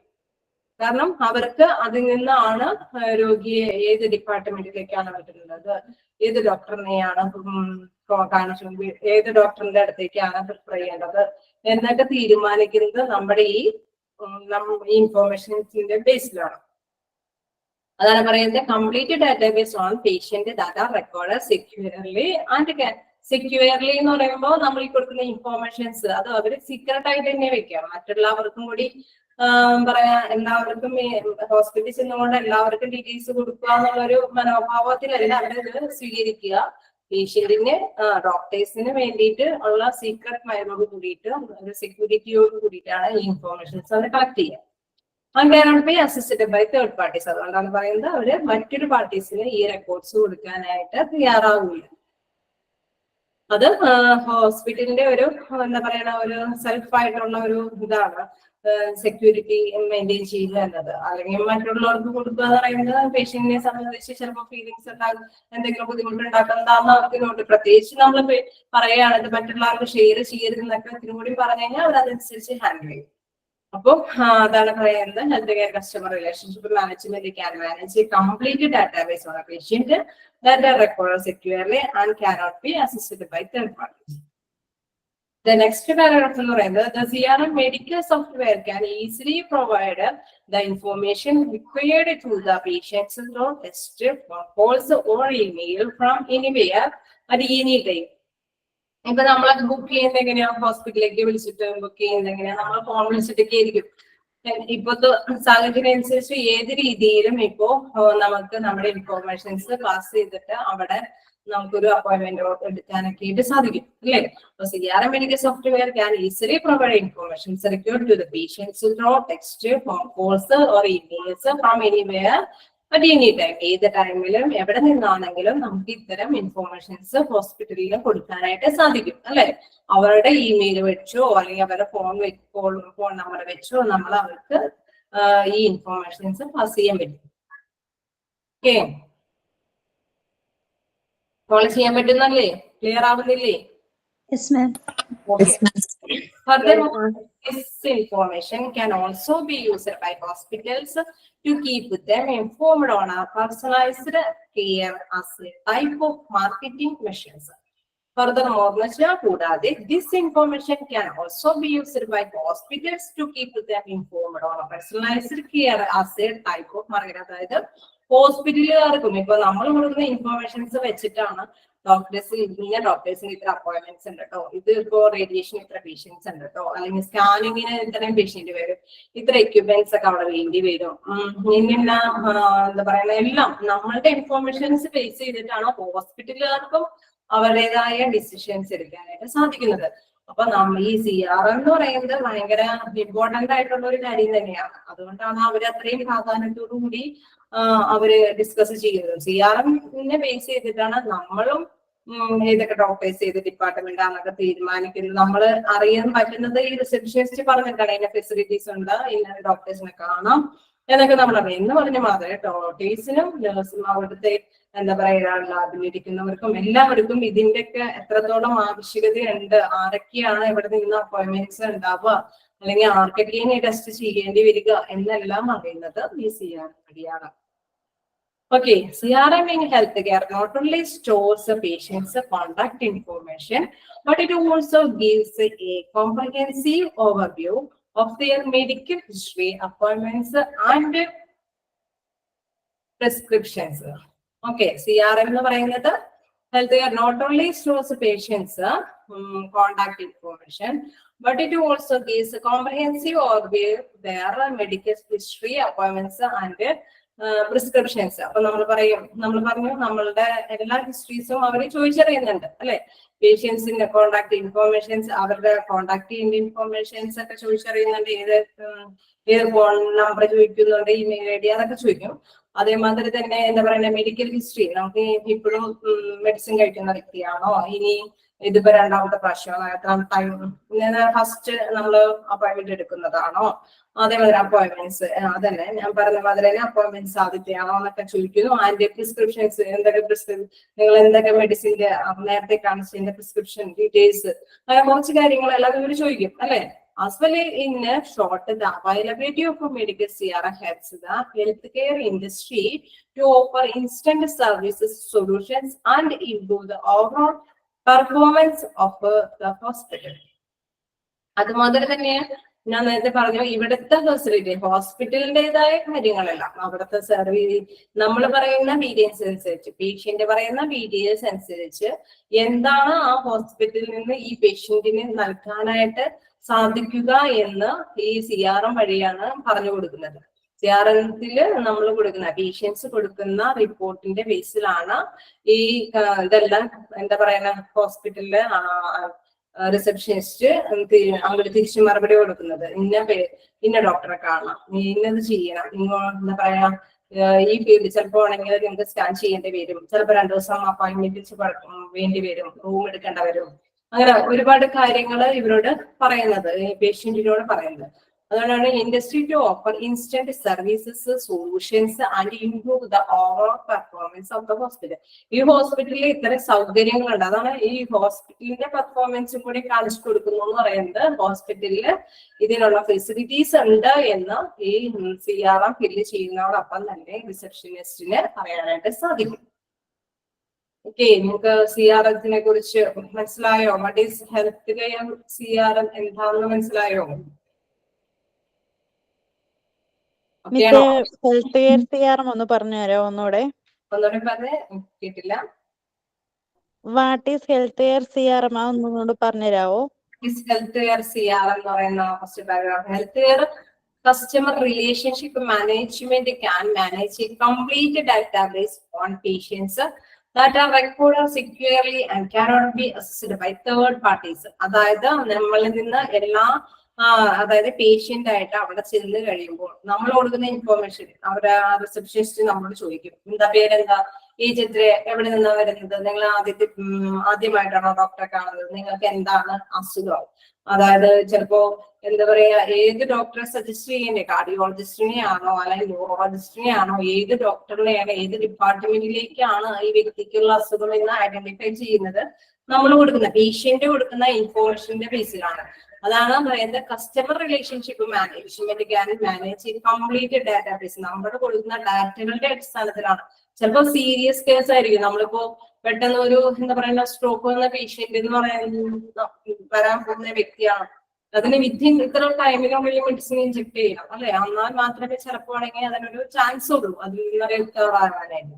ആ ഇഞ്ചെക്ട് ചെയ്യുന്ന മെഡിസിൻ എന്ന് പറയുന്നത് ചിലപ്പോൾ ഇങ്ങനെ ബ്ലീഡിങ് അങ്ങനെ എന്തെങ്കിലും ഉണ്ടായാൽ അത് ചെയ്യാനും പറ്റില്ല. അത്തരത്തില് അങ്ങനെ വരുമ്പോ മര്യാദ എന്താ പറയാ ബ്ലഡ് ക്ലോട്ട് ആവുന്ന മെഡിസിന് ചെയ്യാനായിട്ട് പറ്റില്ല അത്. അപ്പൊ അത്തരം നമ്മൾ കൊടുക്കുന്ന ഇൻഫോർമേഷൻസിന്റെ ബേസിൽ അവർക്ക് അത് അങ്ങനെ ചെയ്യാൻ പറ്റുള്ളൂ. അപ്പൊ ഏത് ഡിപ്പാർട്ട്മെന്റിലേക്കാണ് ഏത് ഡോക്ടറെയാണ് കാണുന്നത് എന്നുള്ളത് നമുക്ക് പെട്ടെന്ന് മനസ്സിലാക്കാൻ പറ്റുന്നത് ഈ CRM ഫില്ല് ചെയ്യുന്നത് അനുസരിച്ചാണ്, നമ്മൾ കൊടുക്കുന്ന ഈ ഇൻഫോർമേഷൻസിന്റെ അനുസരിച്ചാണ്. അപ്പൊ അതുമായി ബന്ധപ്പെട്ട കാര്യങ്ങളാണ് ഇവിടെ കളക്ട് ചെയ്യുന്നത്. അത് തന്നെയാണ് ഈ CRM എന്ന് ഉദ്ദേശിക്കുന്നത്. മനസ്സിലായോ? ഓക്കെ. ഇനി ആർക്കെങ്കിലും കണ്ടിന്യൂ ചെയ്തേ? Okay, advantages. അപ്പോ നമുക്ക് അഡ്വാൻറ്റേജസ് പറയാം. ഈ CRMത്തിന്റെ അഡ്വാൻറ്റേജസ് എന്താന്ന് പറയാം. Comprehensive patient management software can do all the tasks in a relation with the managing appointments.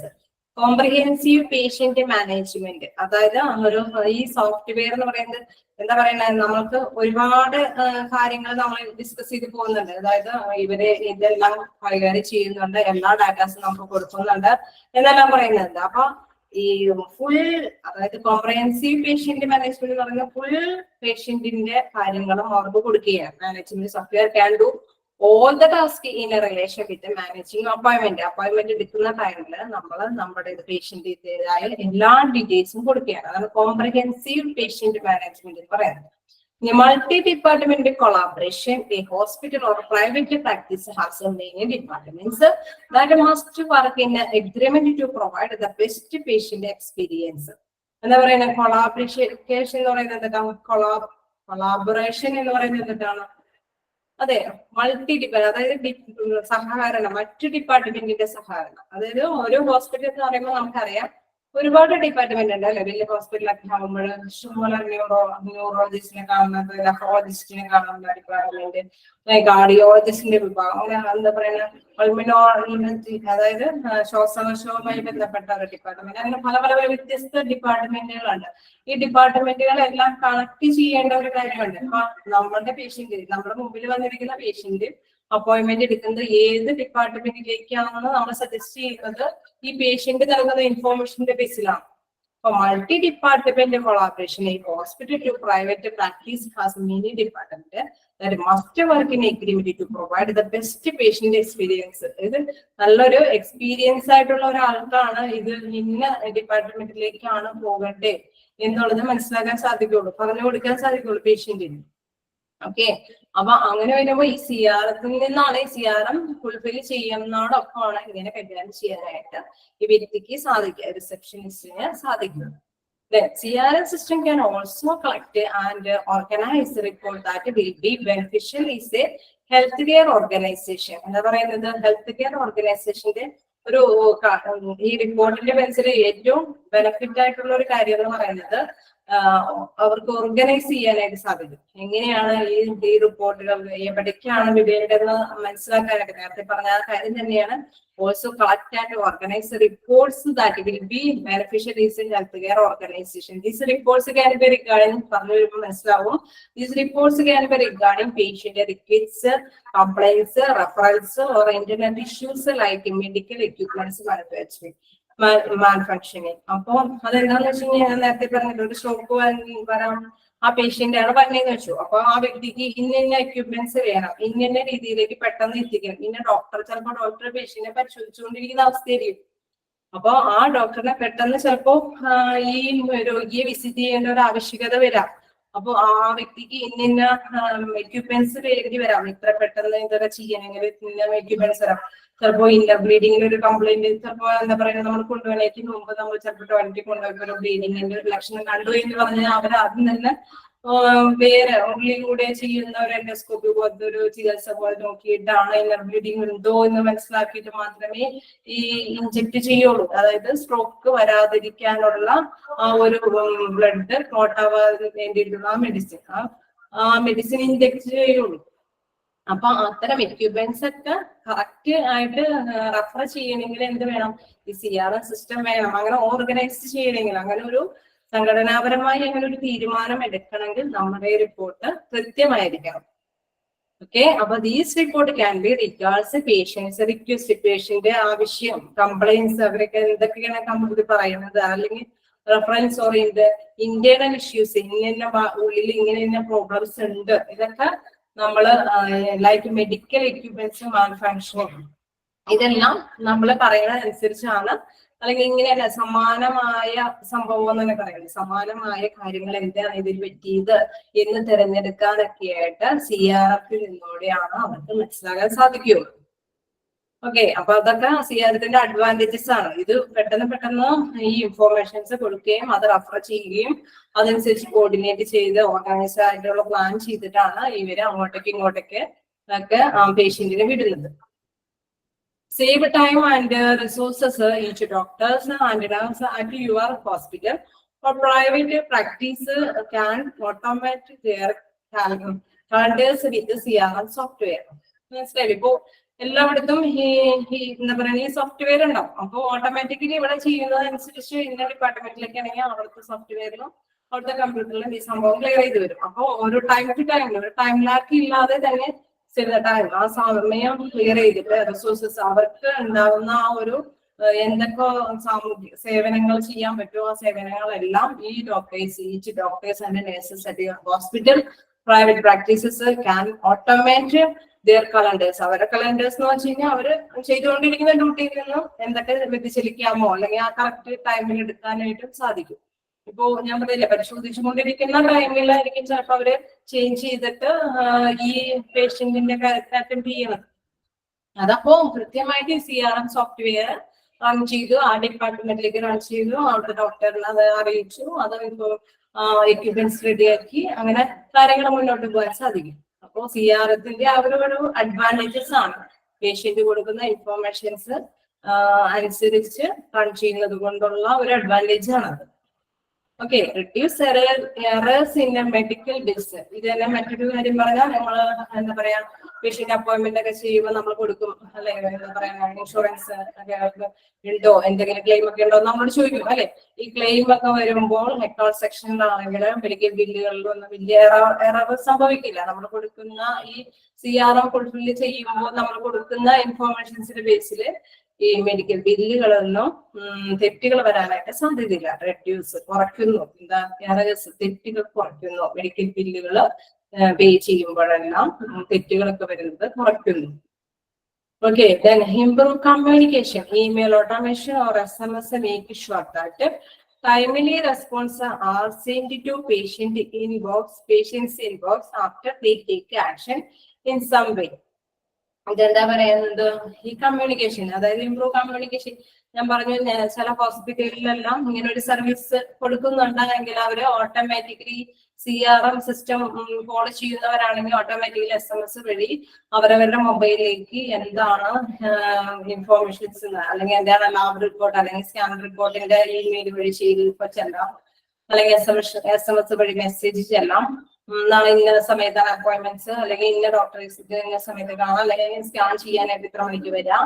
അങ്ങനെയൊക്കെ എന്തെങ്കിലും നമുക്ക് ഈ CRM ഫുൾഫിൽ ചെയ്ത് പോകുമ്പോൾ അതിൽ കൊടുക്കുന്ന മൊബൈല് നെറ്റ് സർവീസ് വെച്ചിട്ട് അത് കൈകാര്യം ചെയ്യാനായിട്ട് സാധിക്കും. ഇതാണ് പറയുന്നത്. Email automations or SMS. Hello മിസ്സേ, ഇപ്പം പറഞ്ഞത് തൊട്ട് മുന്നേ പറഞ്ഞു, ഒന്നും കൂടെ ഒന്ന് പറയാവോ? ഏതാണ്? SMS-ന്റെ കാര്യമാണോ? ഇപ്പം പറഞ്ഞ പോയിന്റ് അതിന്റെ തൊട്ട് മുന്നത്തതും കൂടെ. Reduce error in medical bills. ഇൻഷുറൻസിന്റെ കാര്യമൊക്കെ പറഞ്ഞില്ലേ? എന്തോ ഒന്നുകൂടി പറഞ്ഞേ. ഇൻഷുറൻസിന്റെ കാര്യമൊക്കെ പറഞ്ഞില്ലേ? Reduce error in medical bills. നമ്മളെ CRM ഫിൽ ചെയ്യുമ്പോൾ അവിടെ റിസപ്ഷനിസ്റ്റ് നമ്മളോട് ചോദിക്കും എന്തൊക്കെ ക്ലെയിം ഉണ്ട്, അല്ലെങ്കിൽ നമുക്ക് എന്തെങ്കിലും ഇപ്പൊ റേഷൻ കാർഡ് DWMS വഴിയായിട്ടുള്ള സംഭവങ്ങളുണ്ട്, അതിന് ആധാറും എല്ലാം നമ്മൾ കൊടുക്കുന്നുണ്ട് അവർക്ക്. അപ്പൊ അതനുസരിച്ച് അവര് ഈ CRM ഫില്ല് ചെയ്ത് പോകും.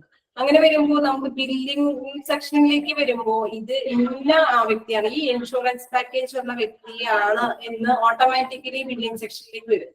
അപ്പൊ ആ ബില്ല് അതനുസരിച്ച് ആ അക്കൗണ്ട് സെക്ഷനിൽ ഇരിക്കുന്ന ആൾക്കാരെ നമുക്ക് പേയ്മെന്റ്സ് ഒക്കെ മേടിക്കും. നമ്മൾ കൊടുക്കുന്നുണ്ടെങ്കിൽ മാത്രമേ അത് അവർക്ക് ചെയ്യാൻ പറ്റുള്ളൂ. നമുക്ക് ഇൻഷുറൻസ് ഉണ്ടെന്നുള്ളത് നമ്മളുടെ മൈൻഡിൽ വെച്ച് നമ്മൾ അവർ കൊടുത്തില്ലെങ്കിൽ നമുക്ക് എന്താ ബില്ല് ഓട്ടോമാറ്റിക്കലി ഇൻഷുറൻസ് ക്ലെയിം ഒന്നും റെഡ്യൂസ് ചെയ്യാതെ നമുക്ക് തരും. അപ്പൊ ആ റെഡ്യൂസ് എറേഴ്സ് വന്നെങ്കിൽ എന്ത് ചെയ്യണം, ഈ CRM ഫില്ല് ചെയ്യുമ്പോൾ CRM-ത്തിലൂടെയാണ് ഈ എററൊക്കെ നമുക്ക് കുറഞ്ഞു കിട്ടുന്നത്. മനസ്സിലായോ? പോയിന്റ് മനസ്സിലായോ?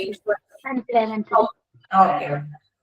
ഇനി അപ്പൊ അടുത്ത പോയിന്റും നമ്മൾ ഇങ്ങനെ തന്നെ പറഞ്ഞു, നമ്മളുടെ എന്തെങ്കിലും ടെസ്റ്റും കാര്യങ്ങളൊക്കെ നടക്കുമ്പോൾ ഈ CRM എന്ന സോഫ്റ്റ്വെയർ യൂസ് ചെയ്യുന്നത് കൊണ്ട് നമുക്ക് ഓട്ടോമാറ്റിക്കലി നമ്മളുടെ കയ്യിലെ ഫോണിലേക്കോ എന്തെങ്കിലും സൗകര്യത്തിലേക്കോ മറ്റു ആപ്പിലേക്കോ എന്തിലേക്കെങ്കിലും നമുക്ക് ഈ മെസ്സേജ് നമ്മൾ എന്താണോ കണക്ട് ചെയ്യാൻ കൊടുത്തേക്കുന്നത് അതിലേക്ക് നമുക്ക് മെസ്സേജ് ചെയ്ത് വരും. ഇമെയിൽ ID കൊടുത്തിട്ടുണ്ടെങ്കിൽ ആ ഇമെയിൽ വഴി നമുക്ക് മെസ്സേജുകളൊക്കെ കിട്ടും. അപ്പൊ നമ്മുടെ ടൈം നമുക്കും അത് ഭയങ്കര വാല്യൂബിൾ ആണല്ലോ. നമുക്ക് എന്നും പോയി അന്വേഷിക്കേണ്ട ഒരു ഘട്ടം വരുന്നില്ലല്ലോ. എന്താണ് റിപ്പോർട്ട് നമ്മളോടൊപ്പം ക്യൂവിൽ നിന്ന് മേടിക്കേണ്ട ഒരു കാര്യം വരുന്നില്ല. അപ്പൊ അതുകൊണ്ട് ഈ സോഫ്റ്റ്വെയറിന്റെ ഒരു വലിയ ഒരു ബെനിഫിഷ്യറി ആയിട്ട് അത് പറയണം. Next, CRM software will allow you to segment your patients based on their health issue, location, age, gender എന്നൊക്കെ പറഞ്ഞു കഴിഞ്ഞാൽ ഓരോ ഭാഗങ്ങളാക്കിയാണ് നമ്മുടെ സെഗ്മെന്റ് എന്ന് പറഞ്ഞ ഓരോ വിഭാഗങ്ങളാക്കിയാണ് അവര് ഡാറ്റാസ് കളക്ട് ചെയ്യുന്നത് അല്ലെ. നമ്മുടെ പേര് ചോദിക്കുന്നുണ്ട്, നമ്മുടെ ഏജ് ചോദിക്കുന്നുണ്ട്, നമ്മുടെ എന്താ പറയാ ഏത് ലൊക്കാലിറ്റി ആണെന്ന് ചോദിക്കുന്നുണ്ട്, നമ്മൾ നേരത്തെ മെഡിസിൻ എടുത്താണോ, അങ്ങനെ ഓരോന്നും ഭാഗങ്ങളാക്കി ബേസ് ചെയ്ത് അവർ ചോദിക്കുന്നുണ്ട് ഈ ഇഷ്യൂസ്. അപ്പൊ അതിനനുസരിച്ചാണ് അവരെന്താ പറയുക ഈ സോഫ്റ്റ്വെയർ ക്രിയേറ്റ് ചെയ്തിരിക്കുന്നത് ആ ഒരു ബേസിലാണ്. മനസ്സിലാവും? ഓരോ വിഭാഗങ്ങളായിട്ട് ഇൻഫോർമേഷൻസ് കളക്ട് ചെയ്യാവുന്ന പറ്റുന്ന രീതിയിലാണ് ഈ സോഫ്റ്റ്വെയർ അനുവദിക്കുന്നത്. സോഫ്റ്റ്വെയറിന്റെ യൂസേജ് നമുക്ക് കിട്ടുന്നത്. Also connect front office and back office functions. ഞാൻ പറഞ്ഞു നേരത്തെ നമ്മൾ CRM അപ്ലോഡ് ചെയ്യുന്നതിനനുസരിച്ച് എല്ലായിടത്തേക്കും ഇൻഫോർമേഷൻസ് ഏതിലേക്കാണ് കളക്ട് ചെയ്യുന്നത് അതിലേക്ക് കൊടുക്കാനായിട്ട് ഇവർ തയ്യാറാകുന്നുണ്ട്. അപ്പൊ അതുകൊണ്ടാണ് പറയുന്നത് connect front office back office. എവിടെ വരെയുണ്ടോ ഹോസ്പിറ്റലിന്റെ അഡ്മിനിസ്ട്രേഷന്റെ ഏതൊക്കെ ഭാഗത്ത് ഈ ഇൻഫോർമേഷൻസ് കൊടുക്കാനായിട്ട് വേണ്ടതുണ്ടോ അവിടേക്കെല്ലാം ഇത് ഫോർവേഡ് ചെയ്ത് പോകണം. അപ്പൊ അതുകൊണ്ടാണ് പറയുന്നത് it is also connect front office and back office functions. എല്ലാ ഫങ്ഷൻസിലേക്കും ഇത് നേരിട്ട് അവൈലബിൾ ആയ ഒരു ഇൻഫോർമേഷൻ സോഫ്റ്റ്വെയർ ആണ്. അപ്പൊ ഇതാണ് ഇതിന്റെയൊക്കെ അഡ്വാൻറ്റേജസ്, ഗുണങ്ങൾ എന്ന് പറയുന്നത്. ഓക്കെ അല്ലേ, നിങ്ങൾക്ക് മനസ്സിലായോ? ഹലോ, മനസ്സിലായി. മനസ്സിലായി. അപ്പോ നമുക്ക് കണ്ടിന്യൂ ചെയ്യാം. നമ്മൾ ക്ലാസ് ബ്രേക്ക് ചെയ്യണ്ടല്ലോ ഓർത്തിട്ടാണ്. ആർക്കെങ്കിലും ഡൗട്ട് ഉണ്ടോ? നിങ്ങൾ താഴേക്ക് നോക്കി സംഭവങ്ങൾ അതൊക്കെ നോക്കി കഴിഞ്ഞാൽ നമുക്ക് മനസ്സിലാവും. CRM സോഫ്റ്റ്വെയർ സാമ്പിൾ കാണിക്കുന്നുണ്ട് കേട്ടോ. Name, gender, date of birth, address, city, state, പിന്നെ നമ്മളുടെ സീറ്റിന്റെ ഒക്കെ കോഡ് ഒക്കെ കാണിക്കുന്നുണ്ടോ? ഇപ്പോഴത്താണെങ്കിലും താഴേക്ക് നോക്കി പിന്നെ അവിടെ നമുക്ക് ഏത് ഡോക്ടറെ നമുക്ക് വേറെ ആയിട്ട് കാണാൻ സാധിക്കുന്നില്ല. അങ്ങനെ റെഫർ ചെയ്യുന്ന ഡോക്ടർ ഏതാന്നൊക്കെ അവർ പറയുന്നുണ്ട്. താഴേക്ക് നോക്കി അപ്പോയിന്റ്മെന്റ് എടുക്കുമ്പോൾ വീണ്ടും പറയുന്നുണ്ട് name, date, time, type of service. ഇവിടെ ന്യൂട്രീഷൻ കൺസൾട്ടിംഗ് ആണ്. അതല്ലെങ്കിൽ പിന്നെ ഏത് ഡിപ്പാർട്ട്മെന്റ് ആണെന്ന് ഇവിടെ ക്ലിക്ക് ചെയ്യുമ്പോൾ നമുക്ക് അറിയാൻ പറ്റും. കുറെ ഡിപ്പാർട്ട്മെന്റ് ഉണ്ടാവും. അപ്പൊ നമ്മൾ ഏതിലേക്ക് എടുക്കുന്നത്? ന്യൂറോളജിസ്റ്റ് ഡിപ്പാർട്ട്മെന്റ്, ന്യൂറോളജി ആണോ, നെഫ്രോളജി ആണോ, ഡെർമറ്റോളജി ആണോ, ഏതാണ് ഇതിന് വേണ്ടിയിട്ടാണോ നമ്മൾ കണ്ടന്റ് ആണോ, ഏത് വിഭാഗത്തിലേക്കാണ് നമ്മൾ പോകുന്നതെന്ന് ഇതിൽ ക്ലിക്ക് ചെയ്താണ് നമ്മൾ അവരെ സെലക്ട് ചെയ്യുന്നത്. അപ്പൊ നമ്മൾ ഈ കൊടുക്കുന്ന ഈ ഇൻഫോർമേഷൻസ് അത് അവര് നമ്മളിൽ കൊടുക്കുന്ന ഇതിന്റെ അടിസ്ഥാനത്തിലാണ് അവർ പ്രിഫർ ചെയ്ത് നമ്മളെ ഈ ഡിപ്പാർട്ട്മെന്റിലേക്ക് വിടുന്നത്. ഈ ഡിപ്പാർട്ട്മെന്റിലേക്ക് വിടുന്നതോടൊപ്പം തന്നെ ആ ഡിപ്പാർട്ട്മെന്റിന്റെ കീഴിലേക്ക് ഈ സംഭവം ചെല്ലാണ്. അപ്പൊ അവിടെ ഇത്രയും പേഷ്യന്റ് ഒക്കെ വന്നിട്ടുണ്ടെന്ന് അവർക്ക് അപ്പൊ തന്നെ അറിയാൻ പറ്റും. ഇതിൽ വല്ല എമർജൻസി കേസ് ഉണ്ടോ എന്ന് അവർക്ക് അറിയാൻ പറ്റും. ആ ഡിപ്പാർട്ട്മെന്റിലുള്ളവർക്ക് അറിയാൻ പറ്റും. അവര് പിന്നെ ആ ഡീറ്റെയിൽസ് പെട്ടെന്ന് തന്നെ ഇതിനകത്തുനിന്ന് സ്റ്റാർട്ട് ചെയ്യും. അങ്ങനെ പെട്ടെന്ന് ക്വിക്കായിട്ട് കാര്യങ്ങൾ ചെയ്യാനായിട്ട് സാധിക്കും ഏത് CRM സോഫ്റ്റ്വെയർ വെച്ചില്ല. പേഷ്യന്റ് നേരെ എന്താ പറയുക ഫ്രണ്ട് ഓഫീസിലിരിക്കുന്ന വ്യക്തിക്ക് കൈമാറുന്ന ഡീറ്റെയിൽസ് ആണ് ഇത്. ഈ ഡീറ്റെയിൽസ് വെച്ചിട്ടാണ് അവിടെ ഹോസ്പിറ്റലിലുള്ള എല്ലാവരും കാര്യങ്ങൾ തീരുമാനിച്ച് മുന്നോട്ട് പോകുന്നത്. ഓക്കെ,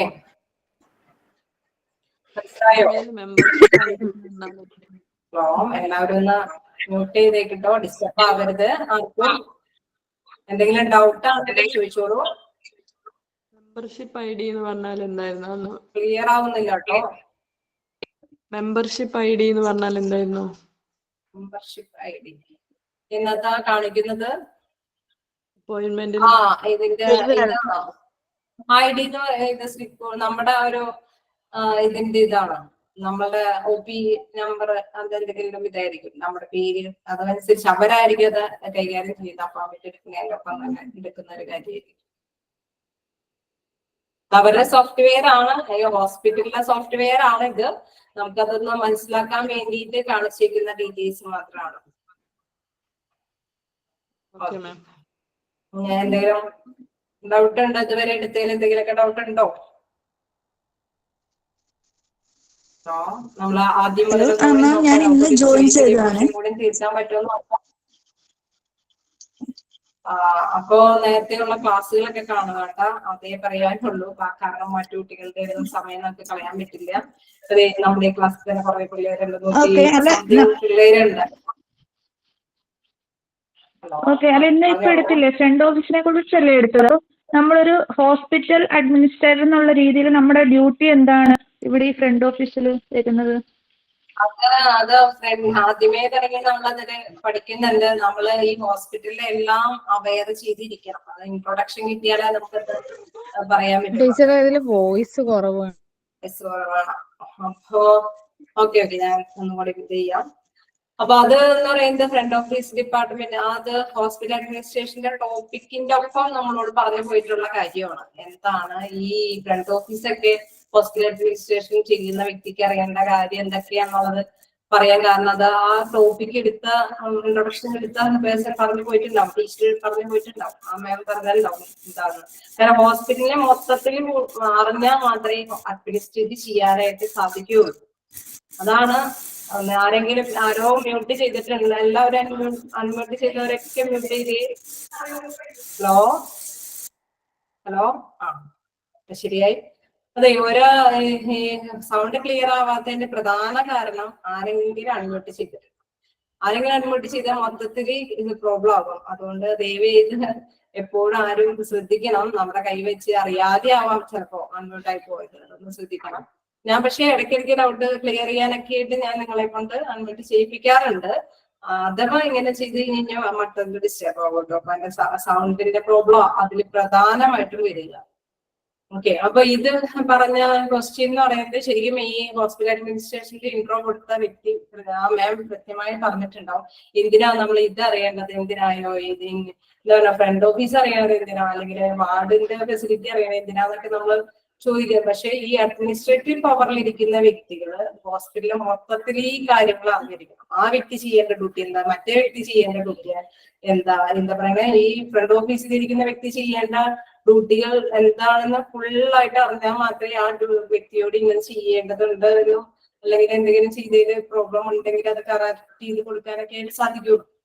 അപ്പൊ ഇതിപ്പോ ഫ്രണ്ട് ഓഫീസിലിരിക്കുന്ന റിസപ്ഷനിസ്റ്റിന്റെ ഡ്യൂട്ടിയും അവിടുത്തെ കാര്യങ്ങളുമാണ് നമ്മളിപ്പോ പഠിച്ചു പോകുന്നത്. നമ്മളിത് പഠിക്കാൻ കാരണം മൊത്തത്തിൽ ഹോസ്പിറ്റൽ അഡ്മിനിസ്ട്രേറ്റീവ് എന്ന ഒരു കോഴ്സ് കഴിയുമ്പോൾ അത് മൊത്തത്തിൽ ഹോസ്പിറ്റലിനെ കുറിച്ച് അറിഞ്ഞിരിക്കണം. കുഞ്ഞു കാര്യങ്ങൾ കസ്റ്റമർ സർവീസ് വരെ പറയുന്നുണ്ട്.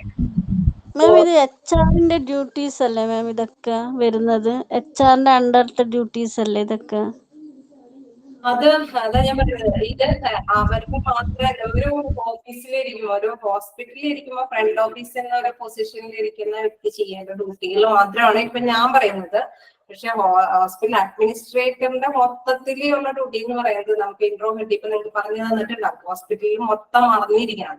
ഹോസ്പിറ്റലിനെ മൊത്തം അറിഞ്ഞാൽ മാത്രമേ ഹോസ്പിറ്റൽ അഡ്മിനിസ്ട്രേഷൻ പവറോട് കൂടിയിട്ട് ആ ജോലി ചെയ്യാൻ സാധിക്കുള്ളൂ. അതിലെ ഹോസ്പിറ്റലിലെ ഓരോ എന്താ പറയുക ഓരോ പേഴ്സണും എന്തൊക്കെ ഡ്യൂട്ടി ഉണ്ടെന്ന് നമ്മൾ മൈൻഡ് അറിഞ്ഞു പോയാൽ മാത്രമേ അവരോട് റിയാക്ട് ചെയ്ത് നമുക്ക് കൈകാര്യം ചെയ്യാൻ പറ്റുള്ളൂ. അതാണ് ഓരോ പോർഷൻസും നമുക്ക് എടുത്തു പോകുന്നത്. മാനേജ്മെന്റുമായിട്ട് അല്ലെങ്കിൽ അവരുമായിട്ടൊക്കെ എല്ലാവരുമായിട്ടൊക്കെ ഡിസ്കസ് ചെയ്ത് പോകേണ്ട ഒരു ഡ്യൂട്ടി അല്ലല്ലോ അഡ്മിനിസ്ട്രേറ്റർക്ക്. അപ്പോ ഈ വ്യക്തി ഈ റിസപ്ഷനിസ്റ്റിന്റെ കാര്യങ്ങൾ ആണ് ഞാനിപ്പോ പഠിപ്പിക്കുന്നത്. റിസപ്ഷനിസ്റ്റ് എന്തൊക്കെയാണ് ചെയ്യേണ്ടത് അതൊക്കെ ഈ അഡ്മിനിസ്ട്രേറ്റീവ് പവറിലുള്ള ആള് അറിഞ്ഞിരിക്കും. ഓക്കെ, ഇപ്പൊ കസ്റ്റമർ സർവീസ് തുടങ്ങി നമ്മളിപ്പോ ഹോം ബിസിനസ് ലാംഗ്വേജ് കൊണ്ടുള്ള കസ്റ്റമർ സർവീസ് വരെ നമ്മൾ അറിയുന്നത് എന്താണെന്ന് വെച്ചാൽ ഇത് അവിടുത്തെ ഡ്യൂട്ടി. ഇപ്പോ ഒരു ഹോസ്പിറ്റലിൽ ചീട്ട് എടുക്കാൻ വരുമ്പോ നമുക്ക് 7 ദിവസം ചിലപ്പോ ആ ചീറ്റിന് എന്താ പറയാ നമുക്ക് പേയ്മെന്റ് കൊടുക്കേണ്ടി വരില്ല അല്ലെ. വീണ്ടും 10-12 ദിവസം കഴിയുമ്പോഴാണ് ആ ചീറ്റിന് പേയ്മെന്റ് അവര് ചോദിക്കുക. 7 ദിവസത്തിന് ശേഷമാണെങ്കിൽ ആ പേയ്മെന്റ് ചോദിക്കുക. ഒരു സർവീസാണ്. ആ സർവീസ് ഈ ആരാണിത് പറയുന്നത്, ഈ സർവീസ് എന്താ പറയുക പേഷ്യന്റിനെ അറിയിക്കേണ്ട ഒരാളെന്ന് പറയുന്നത് ഈ ഫ്രണ്ട് ഓഫീസിൽ ഇരിക്കുന്ന വ്യക്തിയാണ്. അത് മിക്കവാറും ഹോസ്പിറ്റലിലുള്ള ഒരു സേവനമാണ്. അതൊരു കസ്റ്റമർ സർവീസാണ്.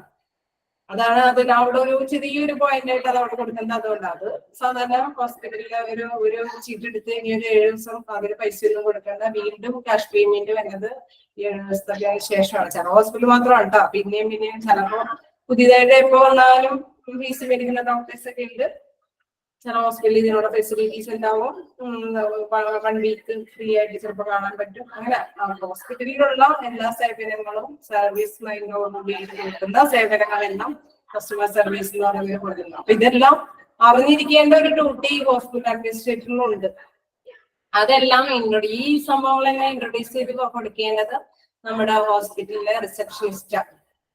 ഇപ്പൊ CR കളക്ട് ചെയ്യേണ്ടതും CR-ന്റെ ഡീറ്റെയിൽസ് എല്ലാം കളക്ട് ചെയ്യേണ്ടത് ഈ റിസപ്ഷനിസ്റ്റ് ആണ്. അതുകൊണ്ട് ആ റിസപ്ഷനിസ്റ്റ് എന്ന് പറയുന്നത് നമ്മൾ നേരത്തെ പറഞ്ഞ റിസപ്ഷനിസ്റ്റ് എന്ന് പറഞ്ഞു കഴിഞ്ഞാൽ സാധാരണ റിസപ്ഷനിസ്റ്റ് പോലെ ആയിരിക്കരുത്.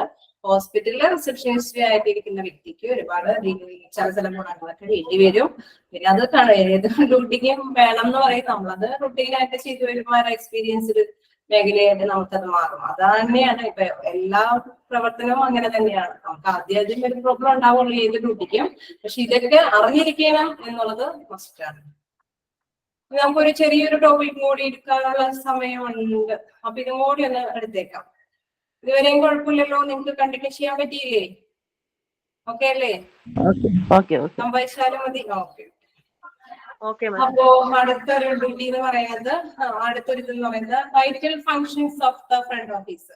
വൈറ്റൽ ഫംഗ്ഷൻ എന്ന് വെച്ച് കഴിഞ്ഞാൽ മെയിൻ ആയിട്ട് ഒരു ഒഴിച്ചുകൂടാൻ പറ്റാത്ത ഒരു ഫംഗ്ഷൻ എന്ന് പറയുന്നത് എന്താണ്? നമ്മൾ പ്രിൻസിപ്പൽ ഫംഗ്ഷൻസ് ഒക്കെ പഠിച്ചു. ഇതുകൂടെ തന്നെ നമ്മൾ പറയുകയാണ് വൈറ്റൽ ഫംഗ്ഷൻസ് ഓഫ് ഒരു നിർണായക പ്രവർത്തനമാണ് ഫ്രണ്ട് ഓഫീസിന്റെ പ്രവർത്തനം എന്ന് പറയുന്നത് എന്താണ്? To identify and analyze customer needs and problems. നമ്മൾ നേരത്തെ പറഞ്ഞു ഈ കസ്റ്റമറിന്റെ പേഷ്യന്റിന്റെ ആവശ്യം എന്താണ്, പ്രോബ്ലം എന്താണെന്ന് നമ്മൾ ഐഡന്റിഫൈ ചെയ്യണം അല്ലെ? അതാണ് ഫസ്റ്റ് പോയിന്റ് ആയിട്ട് പറയുന്നത്. എപ്പോഴും നമ്മൾ നേരത്തെ ആദ്യം തന്നെ 40 വേർഡ്സിൽ പറഞ്ഞ വെൽക്കം ചെയ്യേണ്ടത് തന്നെ രാജാവിനെ പോലെ തന്നെ നമ്മൾ വെൽക്കം ചെയ്യണം, നല്ല അതിഥ്യമര്യാദയോടുകൂടി വെൽക്കം ചെയ്യണം എന്നൊക്കെ പറഞ്ഞു അല്ലെ? അപ്പൊ കസ്റ്റമേഴ്സിന്റെ ആവശ്യം പ്രോബ്ലം എന്താണെന്ന് കൃത്യമായിട്ട് ഐഡന്റിഫൈ ചെയ്യണം. അതാണ് എന്താ പറയുക നിർണായകമായ ഒരു പ്രധാനപ്പെട്ട ഫംഗ്ഷൻ എന്ന് പറയുന്നത്. Recognise the most common reasons for customer complaints. അതേമാതിരി തന്നെ കോമൺ ആയിട്ടുള്ള റീസൺ എന്താണ്, കസ്റ്റമറിന്റെ കംപ്ലൈന്റ് എന്താണ്, അതായത് പെട്ടെന്ന് കാണാൻ വന്ന വ്യക്തിക്ക് എന്താണ് ഉള്ള കംപ്ലൈന്റ്, എന്ത് കംപ്ലൈന്റോട് കൂടിയിട്ടാണ് ഈ വ്യക്തി ഹോസ്പിറ്റലിലേക്ക് വന്നിരിക്കുന്നത് എന്നുള്ളത് മസ്റ്റ് ആയിട്ടും റെക്കഗ്നൈസ് ചെയ്തിട്ട് മനസ്സിലാക്കിയിരിക്കണം. Discover the technique to cultivate and maintain special customer relationship. ഇവരായിട്ട് ഒരു സ്പെഷ്യൽ കസ്റ്റമർ റിലേഷൻഷിപ്പ് കീപ്പ് ചെയ്യണം അല്ലെ? നേരത്തെ നമ്മൾ പറഞ്ഞു നമ്മള് എന്താ പറയുക ഫാമിലി മെമ്പറിനെ പോലെയാണ് നമ്മൾ അവരോട് പെരുമാറേണ്ടത് പറയുന്നത്. കാരണം അത്രയും ഡീറ്റെയിൽസ് അവരിൽ നിന്ന് മനസ്സിലാക്കിയെടുക്കാം. ഇന്റേണൽ ആയിട്ടും എന്തെങ്കിലും പ്രോബ്ലം ഉണ്ടോ, എക്സ്റ്റേണൽ പ്രോബ്ലം എന്താണ്, ഏതൊക്കെ ഡോക്ടേഴ്സിനൊക്കെയാണെങ്കിൽ നമ്മളൊരു തരം നല്ലൊരു രീതിയിൽ ഫാമിലി അറ്റാച്ച്മെന്റോട് കൂടിയിട്ട് വേണം പേഷ്യന്റിനോട് നമ്മൾ പെരുമാറാൻ വേണ്ടിയിട്ട്. എന്നാൽ മാത്രമേ ഈ ഡീറ്റെയിൽസ് കറക്റ്റ് ആയിട്ട് കളക്ട് ചെയ്യാനായിട്ട് സാധിക്കുകയുള്ളൂ. Assess your communication style and use two-way communication skills to level with the people, to accept feedback from them and to discuss problems. ഇപ്പൊ വൺ ടൈം അല്ല നെക്സ്റ്റ് ടൈമിൽ ഇപ്പൊ കാണാൻ വരികയാണ് ഈ കസ്റ്റമർ അല്ലെങ്കിൽ ഈ പേഷ്യന്റ്. അപ്പൊ നമ്മൾ ചോദിക്കും അല്ലെ, നിങ്ങൾക്ക് എങ്ങനെയുണ്ടായിരുന്നു ഈ മെഡിസിൻ കഴിച്ചിട്ട് എങ്ങനെയുണ്ടായിരുന്നു, നമ്മള് ഓക്കെ ആണോ, പ്രശ്നങ്ങളൊന്നും ഉണ്ടായിരുന്നില്ല. ചിലപ്പോ ആണെങ്കിൽ നെക്സ്റ്റ് ടൈമിൽ വന്നത് ഹോസ്പിറ്റലിൽ പോയതിനേക്കാളും അവശതയായിട്ടായിരിക്കും ചിലപ്പോൾ വന്നത്. ചിലപ്പോ അപ്പൊ അത്രയും കെയർ കൊടുക്കേണ്ട ഒരു പേഷ്യന്റ് ആയിട്ട് വന്നിട്ടുണ്ടാവും. ചിലപ്പോൾ വേറെ ഏതെങ്കിലും ഡിപ്പാർട്ട്മെന്റിലേക്ക് റിസപ്ഷൻസിന് ഈ വ്യക്തിയെ തിരിച്ചു വരേണ്ടി വരുന്നുണ്ടാവും. ചിലപ്പോ എന്താ പറയാ മെഡിസിൻ എടുത്തത് റിയാക്ട് ചെയ്തിട്ട് ചിലപ്പോൾ വേറെ ഏതെങ്കിലും ഒരു തലങ്ങളിലേക്ക് എത്തിയിട്ടുണ്ടാവും. അപ്പൊ നമ്മൾ ഫീഡ്ബാക്ക് കളക്ട് ചെയ്യണം വല്ല വ്യക്തിയിൽ നിന്ന്. And to discuss the problem, എന്താണ് ഇപ്പോഴത്തെ പ്രോബ്ലം എന്ന് മനസ്സിലാക്കി വെക്കാം. Then identify specific problems in your customer service program and apply treatment. അപ്പോ അതേമാതിരി തന്നെ എന്താണ് ഇപ്പൊ സ്പെസിഫൈ ചെയ്തേക്കുന്ന ഈ പ്രോബ്ലം എന്താണ്, your customer service program and apply treatment. അവർക്ക് വേണ്ടിയിട്ട് ട്രീറ്റ്മെന്റ് കൊടുക്കാൻ വേണം. ആ ഏത് ട്രീറ്റ്മെന്റ് നേരത്തെ പറഞ്ഞ മാതിരി തന്നെ നമ്മുടെ സ്പെസിഫിക് പ്രോബ്ലം എന്താണെന്ന് മനസ്സിലാക്കിയാൽ മാത്രമേ ഉള്ളൂ അവർക്ക് ഇനി ഈ ഹോസ്പിറ്റലിന് ഏത് സേവനം കൊടുക്കണം, ഇനി ഏത് ഡിപ്പാർട്ട്മെന്റ് അല്ലെങ്കിൽ ഇനി ഏത് എന്താ പറയണ ഏത് ട്രീറ്റ്മെന്റിലേക്കാണ് നമ്മൾ വിടേണ്ടതെന്ന് അവർക്ക് പറയാൻ പറ്റുള്ളൂ. അപ്പൊ ഇതൊരു പ്രത്യേക ഫംഗ്ഷൻ, ഒരു പ്രധാനപ്പെട്ട ഒരു റോളാണ്. കാരണം ഈ കസ്റ്റമറിന്റെ ഡീറ്റെയിൽസ് ഫാമിലി മെമ്പേഴ്സിനെ പോലെ ഡീറ്റെയിൽസ് കളക്ട് ചെയ്താൽ മാത്രമേ ഹോസ്പിറ്റലിലെ ഏത് ഡിപ്പാർട്ട്മെന്റിലേക്ക് ചൂസ് ചെയ്യാനും അവിടെ നിന്ന് ബെറ്റർ സർവീസ് ഇവർക്ക് പ്രൊവൈഡ് ചെയ്ത് ഇവരുടെ അസുഖം ഭേദമാക്കി ഇവരെ ഈ പേഷ്യന്റിനെ സാറ്റിസ്ഫൈഡ് ആക്കിയിട്ട് വിടാനായിട്ട് സാധിക്കുള്ളൂ. അപ്പൊ അതുകൊണ്ടാണ് ഇതൊരു vital function of the front office എന്ന് പറയുന്നത്. ഈ 5 പോയിന്റും അതുമായിട്ട് റിലേറ്റ് ചെയ്ത്, അതായത് 1 by 1 ആയിട്ട് നമ്മൾ ഇതുമായി തന്നെ ഈ വരുന്ന പേഷ്യന്റിനെ കുറിച്ച് തന്നെയാണ് അത് പറയുന്നത്. അവരെ ഐഡന്റിഫൈ ചെയ്യാം, റെക്കഗ്നൈസ് ചെയ്യുക, ഡിസ്കവർ ചെയ്യാം, എന്താ പറയുക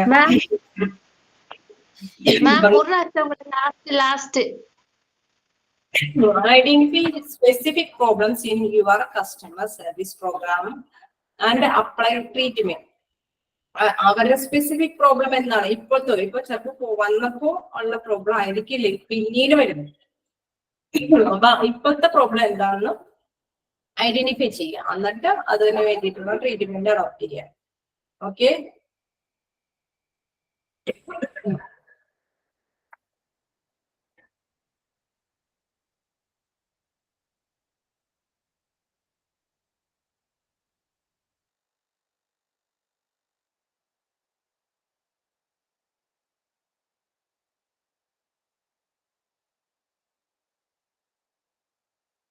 Ma'am, fourth one.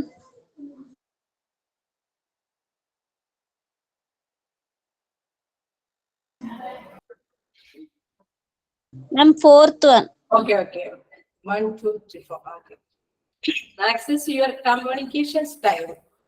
ഞാൻ പറഞ്ഞ അവരോട് ഫാമിലി മെമ്പേഴ്സിനെ പോലെ തന്നെ കമ്മ്യൂണിക്കേറ്റ് ചെയ്യണം. അതായത് നമുക്ക് മനസ്സിലാവേണ്ടേ അവരുടെ പ്രോബ്ലംസ് എന്താണെന്ന്.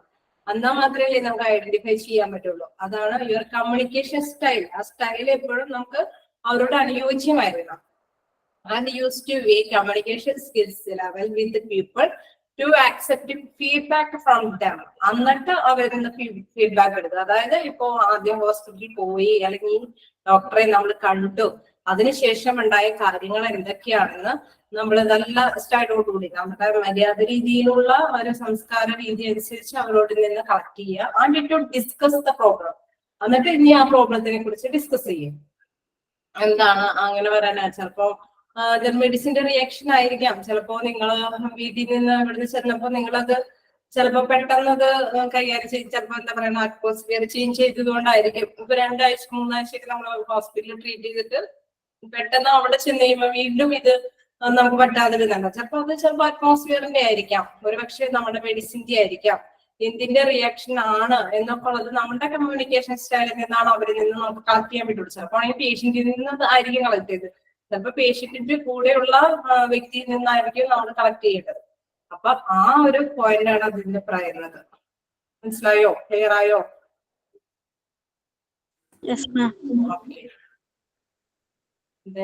ഇനി എന്തെങ്കിലും ഡൗട്ട് നോക്കാം. മുകളിൽ തുടങ്ങി നോക്കാം, ഇവിടെ വരെ നമുക്ക് നിർത്താം അല്ലെ?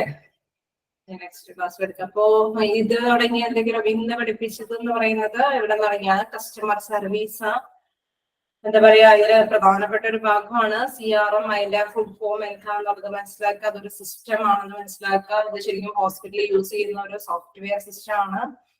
അതിൽ നിന്നാണ് ഇൻഫോർമേഷൻസ് ഒക്കെ പേഷ്യൻസിന്റെ ഇൻഫോർമേഷൻസ് നേടിയെടുക്കുന്നതും എന്താ പറയുക അവര് ഹോസ്പിറ്റലിൽ അത് കീപ്പ് ചെയ്യുന്നതും മറ്റു ഡിപ്പാർട്ട്മെന്റിലേക്കൊക്കെ പാസ് ചെയ്യുന്നതും ഇതുവഴിയാണ്. ഇതിനൊരു ഫോർമാറ്റ് ആണ് ഇത്. പിന്നെ ഇതുമായി ബന്ധപ്പെട്ട ഒരു കുറച്ച് അഡ്വാൻറ്റേജസ് പറയുന്നുണ്ട്. നമുക്ക് എപ്പോഴും പറയുന്നത് നമുക്ക് നന്നായിട്ട് റെഫർ ചെയ്യാൻ എന്താ പറയുക നല്ലത് നമ്മുടെ ഇൻഫോർമേഷൻസിനെ ബേസ് ചെയ്തിട്ട് ഡോക്ടറെ തീരുമാനിക്കാൻ പറ്റിയ ക്വിക്കായിട്ട് നമുക്കിത് എന്താ പറയാ എവിടെയെങ്കിലും അപ്പോയിന്റ്മെന്റ് കിട്ടും. പിന്നെ സർവീസ് നമുക്ക് കുറച്ച് ഇന്റർനെറ്റ് സർവീസുകളൊക്കെ ഇതുവഴി നമുക്ക് ലഭ്യമാകും. അതൊക്കെയാണ് അവർ പറയുന്നത്. അതിൽ അങ്ങനെ കുറച്ച് കാര്യങ്ങൾ പറയുന്നുണ്ട്. പിന്നെ നമ്മൾ 2 ഇത് കാണിച്ചു തരുന്നുണ്ട്. ഇങ്ങനെയൊക്കെയാണ് ഇതിന്റെ സോഫ്റ്റ്വെയറിന്റെ ഒരു എന്ന് പറയുന്നത് ഫോർമാറ്റ് എന്ന് പറയുന്നത്. പിന്നെ vital functions of the front office എന്ന് പറഞ്ഞുകൊണ്ട് ഒരു 3-5 പോയിന്റും പറയുന്നുണ്ട്. അപ്പം ഇതില് ക്ലിയർ അല്ലാത്ത ഭാഗം എന്ന് പറയുന്നത് ഉണ്ടോ? ഇനി ഹലോ, എല്ലാവർക്കും ക്ലിയർ ആണോ? ഓക്കെ എല്ലാവരും നല്ല സംസാരിക്കുന്നുണ്ട്. അപ്പം നമുക്ക് എന്താ പറയാ നിങ്ങൾ കണ്ടിന്യൂ ചെയ്യാൻ പറ്റുന്നുണ്ടല്ലോ അല്ലെ? എന്റെ 2 ക്ലാസ് നിങ്ങൾക്ക് ഫോളോ ചെയ്യാൻ പറ്റുന്നുണ്ട് അല്ലെ? നിങ്ങൾ PDF-ല് നോട്ട് ചെയ്ത് പോകുന്നില്ലേ? അതായത് എന്തെങ്കിലും അണ്ടർലൈൻ ചെയ്യുന്നതുണ്ടെങ്കിലോ അതിന്റെ മുകളിൽ മീനിങ് ഒക്കെ എഴുതിയിട്ടുണ്ടെങ്കിൽ എഴുതി പോകുന്നില്ലേ? അപ്പൊ നിങ്ങൾക്ക് എക്സാം ടൈമിൽ നിങ്ങൾക്ക് ഇതിട്ട് വായിക്കും. ആരെങ്കിലും അൺമ്യൂട്ട് ചെയ്തിട്ടുണ്ടെങ്കിൽ ഒന്ന് മ്യൂട്ട് ചെയ്യുന്നേ, കാരണം ഞാൻ പറയുന്നൊന്നും കേൾക്കുന്നില്ല. അപ്പൊ ഇതിന്റെ ഇങ്ങനെ ചെയ്തുള്ള ഒരു ഉപകാരം എക്സാം ടൈം ഒക്കെ ആവുമ്പോൾ നമുക്ക് ആ PDF എടുത്ത് വായിച്ചു നോക്കുമ്പോൾ നമുക്ക് പെട്ടെന്ന് ക്ലിയർ ആവും. ഇതാണ് ഇതിന്റെ മീനിങ്, ഇന്ന കാര്യങ്ങളാണ് ഇതിൽ പറയുന്നത്. അതായത് നമ്മളിപ്പോ എന്തെങ്കിലും എക്സാമ്പിൾസ് ആയിട്ട് പറയുമ്പോഴും നമ്മൾ ചെറുതായിട്ട് നോട്ട് ചെയ്ത് വെച്ച് നമുക്ക് പെട്ടെന്ന് ക്ലിക്ക് ചെയ്യും. ഓക്കെ, അപ്പൊ അതുകൊണ്ടാണ് ഞാൻ അങ്ങനെ പറയുന്നത്. ഈ PDF തന്നെയായിരിക്കും നിങ്ങൾക്ക് എക്സാമിന് പഠിക്കാനുണ്ടാവുക. ഇതിൽ നിന്ന് മാത്രമേ നിങ്ങൾക്ക് ക്വസ്റ്റ്യൻസ് ചോദിക്കുകയുള്ളൂ. അപ്പൊ നിങ്ങളിത് നന്നായി തന്നെ മനസ്സിലാക്കി പോകും. വൺ വേർഡ് ക്വസ്റ്റ്യൻസ് അല്ലേ വരുന്നത്? അപ്പോ ഇങ്ങനെ ഒന്ന് എഴുതണം പറഞ്ഞിട്ടൊന്നുമില്ലല്ലോ. എന്തോ ഇല്ല അത് വൈഡുമായിട്ട് നമ്മൾ നമ്മുടെ പറയുന്ന 1 വേർഡ് ക്വസ്റ്റ്യൻസ് ആണ് വരുന്നത്. അപ്പൊ നമുക്ക് മനസ്സിലാക്കി വെച്ചാൽ മാത്രമേ നമുക്ക് ഇതിൽ നിന്ന് കൃത്യമായ ആൻസർ കിട്ടും. നമ്മൾ ബൈഹാർട്ടല്ല, മനസ്സിലാക്കി വെക്കണം. അതാണ് അതിന്റെ പ്രാധാന്യം. അതുകൊണ്ടാണ് ഞാൻ ഇതിൽ തന്നെ നിങ്ങൾ എന്താ പറയുക മനസ്സിലാവുന്ന രീതിയിൽ എഴുതി വെക്കാൻ പറയണം. അല്ലെങ്കിൽ ചിലര് നീറ്റായിട്ട് യൂസ് ചെയ്യുന്നവരായിരിക്കും കേട്ടോ ഈ PDF ഒക്കെ. ചിലര് അങ്ങനെ അതിലൊന്നും ബുദ്ധിയൊന്നും വരയ്ക്കില്ല. അങ്ങനെയുള്ളവര് നിങ്ങൾ എന്താ പറയുക, നിങ്ങൾ ഉപയോഗിക്കുന്ന ബുക്കിൽ എഴുതി വെച്ചിട്ട് ഇതായിട്ട് കമ്പയർ ചെയ്ത് പഠിച്ചാൽ മതി. അത് ഓരോരുത്തരുടെ ഒരു മൈൻഡാണല്ലോ. ചിലര് അതിൽ തന്നെ എഴുതി വെക്കും, ചിലര് ബുക്കിൽ എഴുതി വെക്കും മീനിങ്സും കാര്യങ്ങളൊക്കെ, എന്നിട്ട് കമ്പൈൻ ചെയ്ത് പഠിക്കും. ഇതൊക്കെ നിങ്ങളുടെ ഇഷ്ടം, ഓരോരുത്തരുടെ ഇഷ്ടം പോലെയാണല്ലോ പഠിക്കുക. അപ്പൊ ഈ PDF നമ്മുടെ കൂടെ കൈകാര്യം ചെയ്ത് പോകുന്നതാണ് നല്ലത്. അത് വായിച്ച് മനസ്സിലാക്കി പോകുന്നതാണ് എപ്പോഴും നല്ല കാര്യം. ഓക്കെ അല്ലേ? നമുക്കിപ്പോ ഈ ഡെയിലി ഓരോ ടെസ്റ്റ് വരുന്നുണ്ടല്ലോ, അതിപ്പോ അതിന്റെ ആ ഒരു മോഡല് തന്നെ ആയിരിക്കും എക്സാമിനും വരുന്നത്? ഞങ്ങളിവിടെ ഡെയിലി ക്വസ്റ്റ്യൻസ് പൊതുവെ കൊടുക്കുന്നുണ്ട്. ചാപ്റ്റർ വൈസ് എക്സാം മതിയല്ലോ എന്നും പറയുന്നുണ്ട്. കാരണം അപ്പൊ നിങ്ങൾ പഠിച്ചൊന്ന് മൈൻഡിലേക്ക് ഇത് ഒന്നിച്ച് 10 എന്താ പറയുക 10 ചാപ്റ്റേഴ്സ് ഉണ്ടല്ലോ. അതിനേക്കാളും ബെറ്റർ ഒരു ചാപ്റ്റർ വന്നിട്ട് നിങ്ങൾക്ക് എക്സാം എഴുതുമ്പോൾ കുറച്ച് അത്രയും പഠിച്ചു വെക്കാൻ പറ്റുള്ളൂ.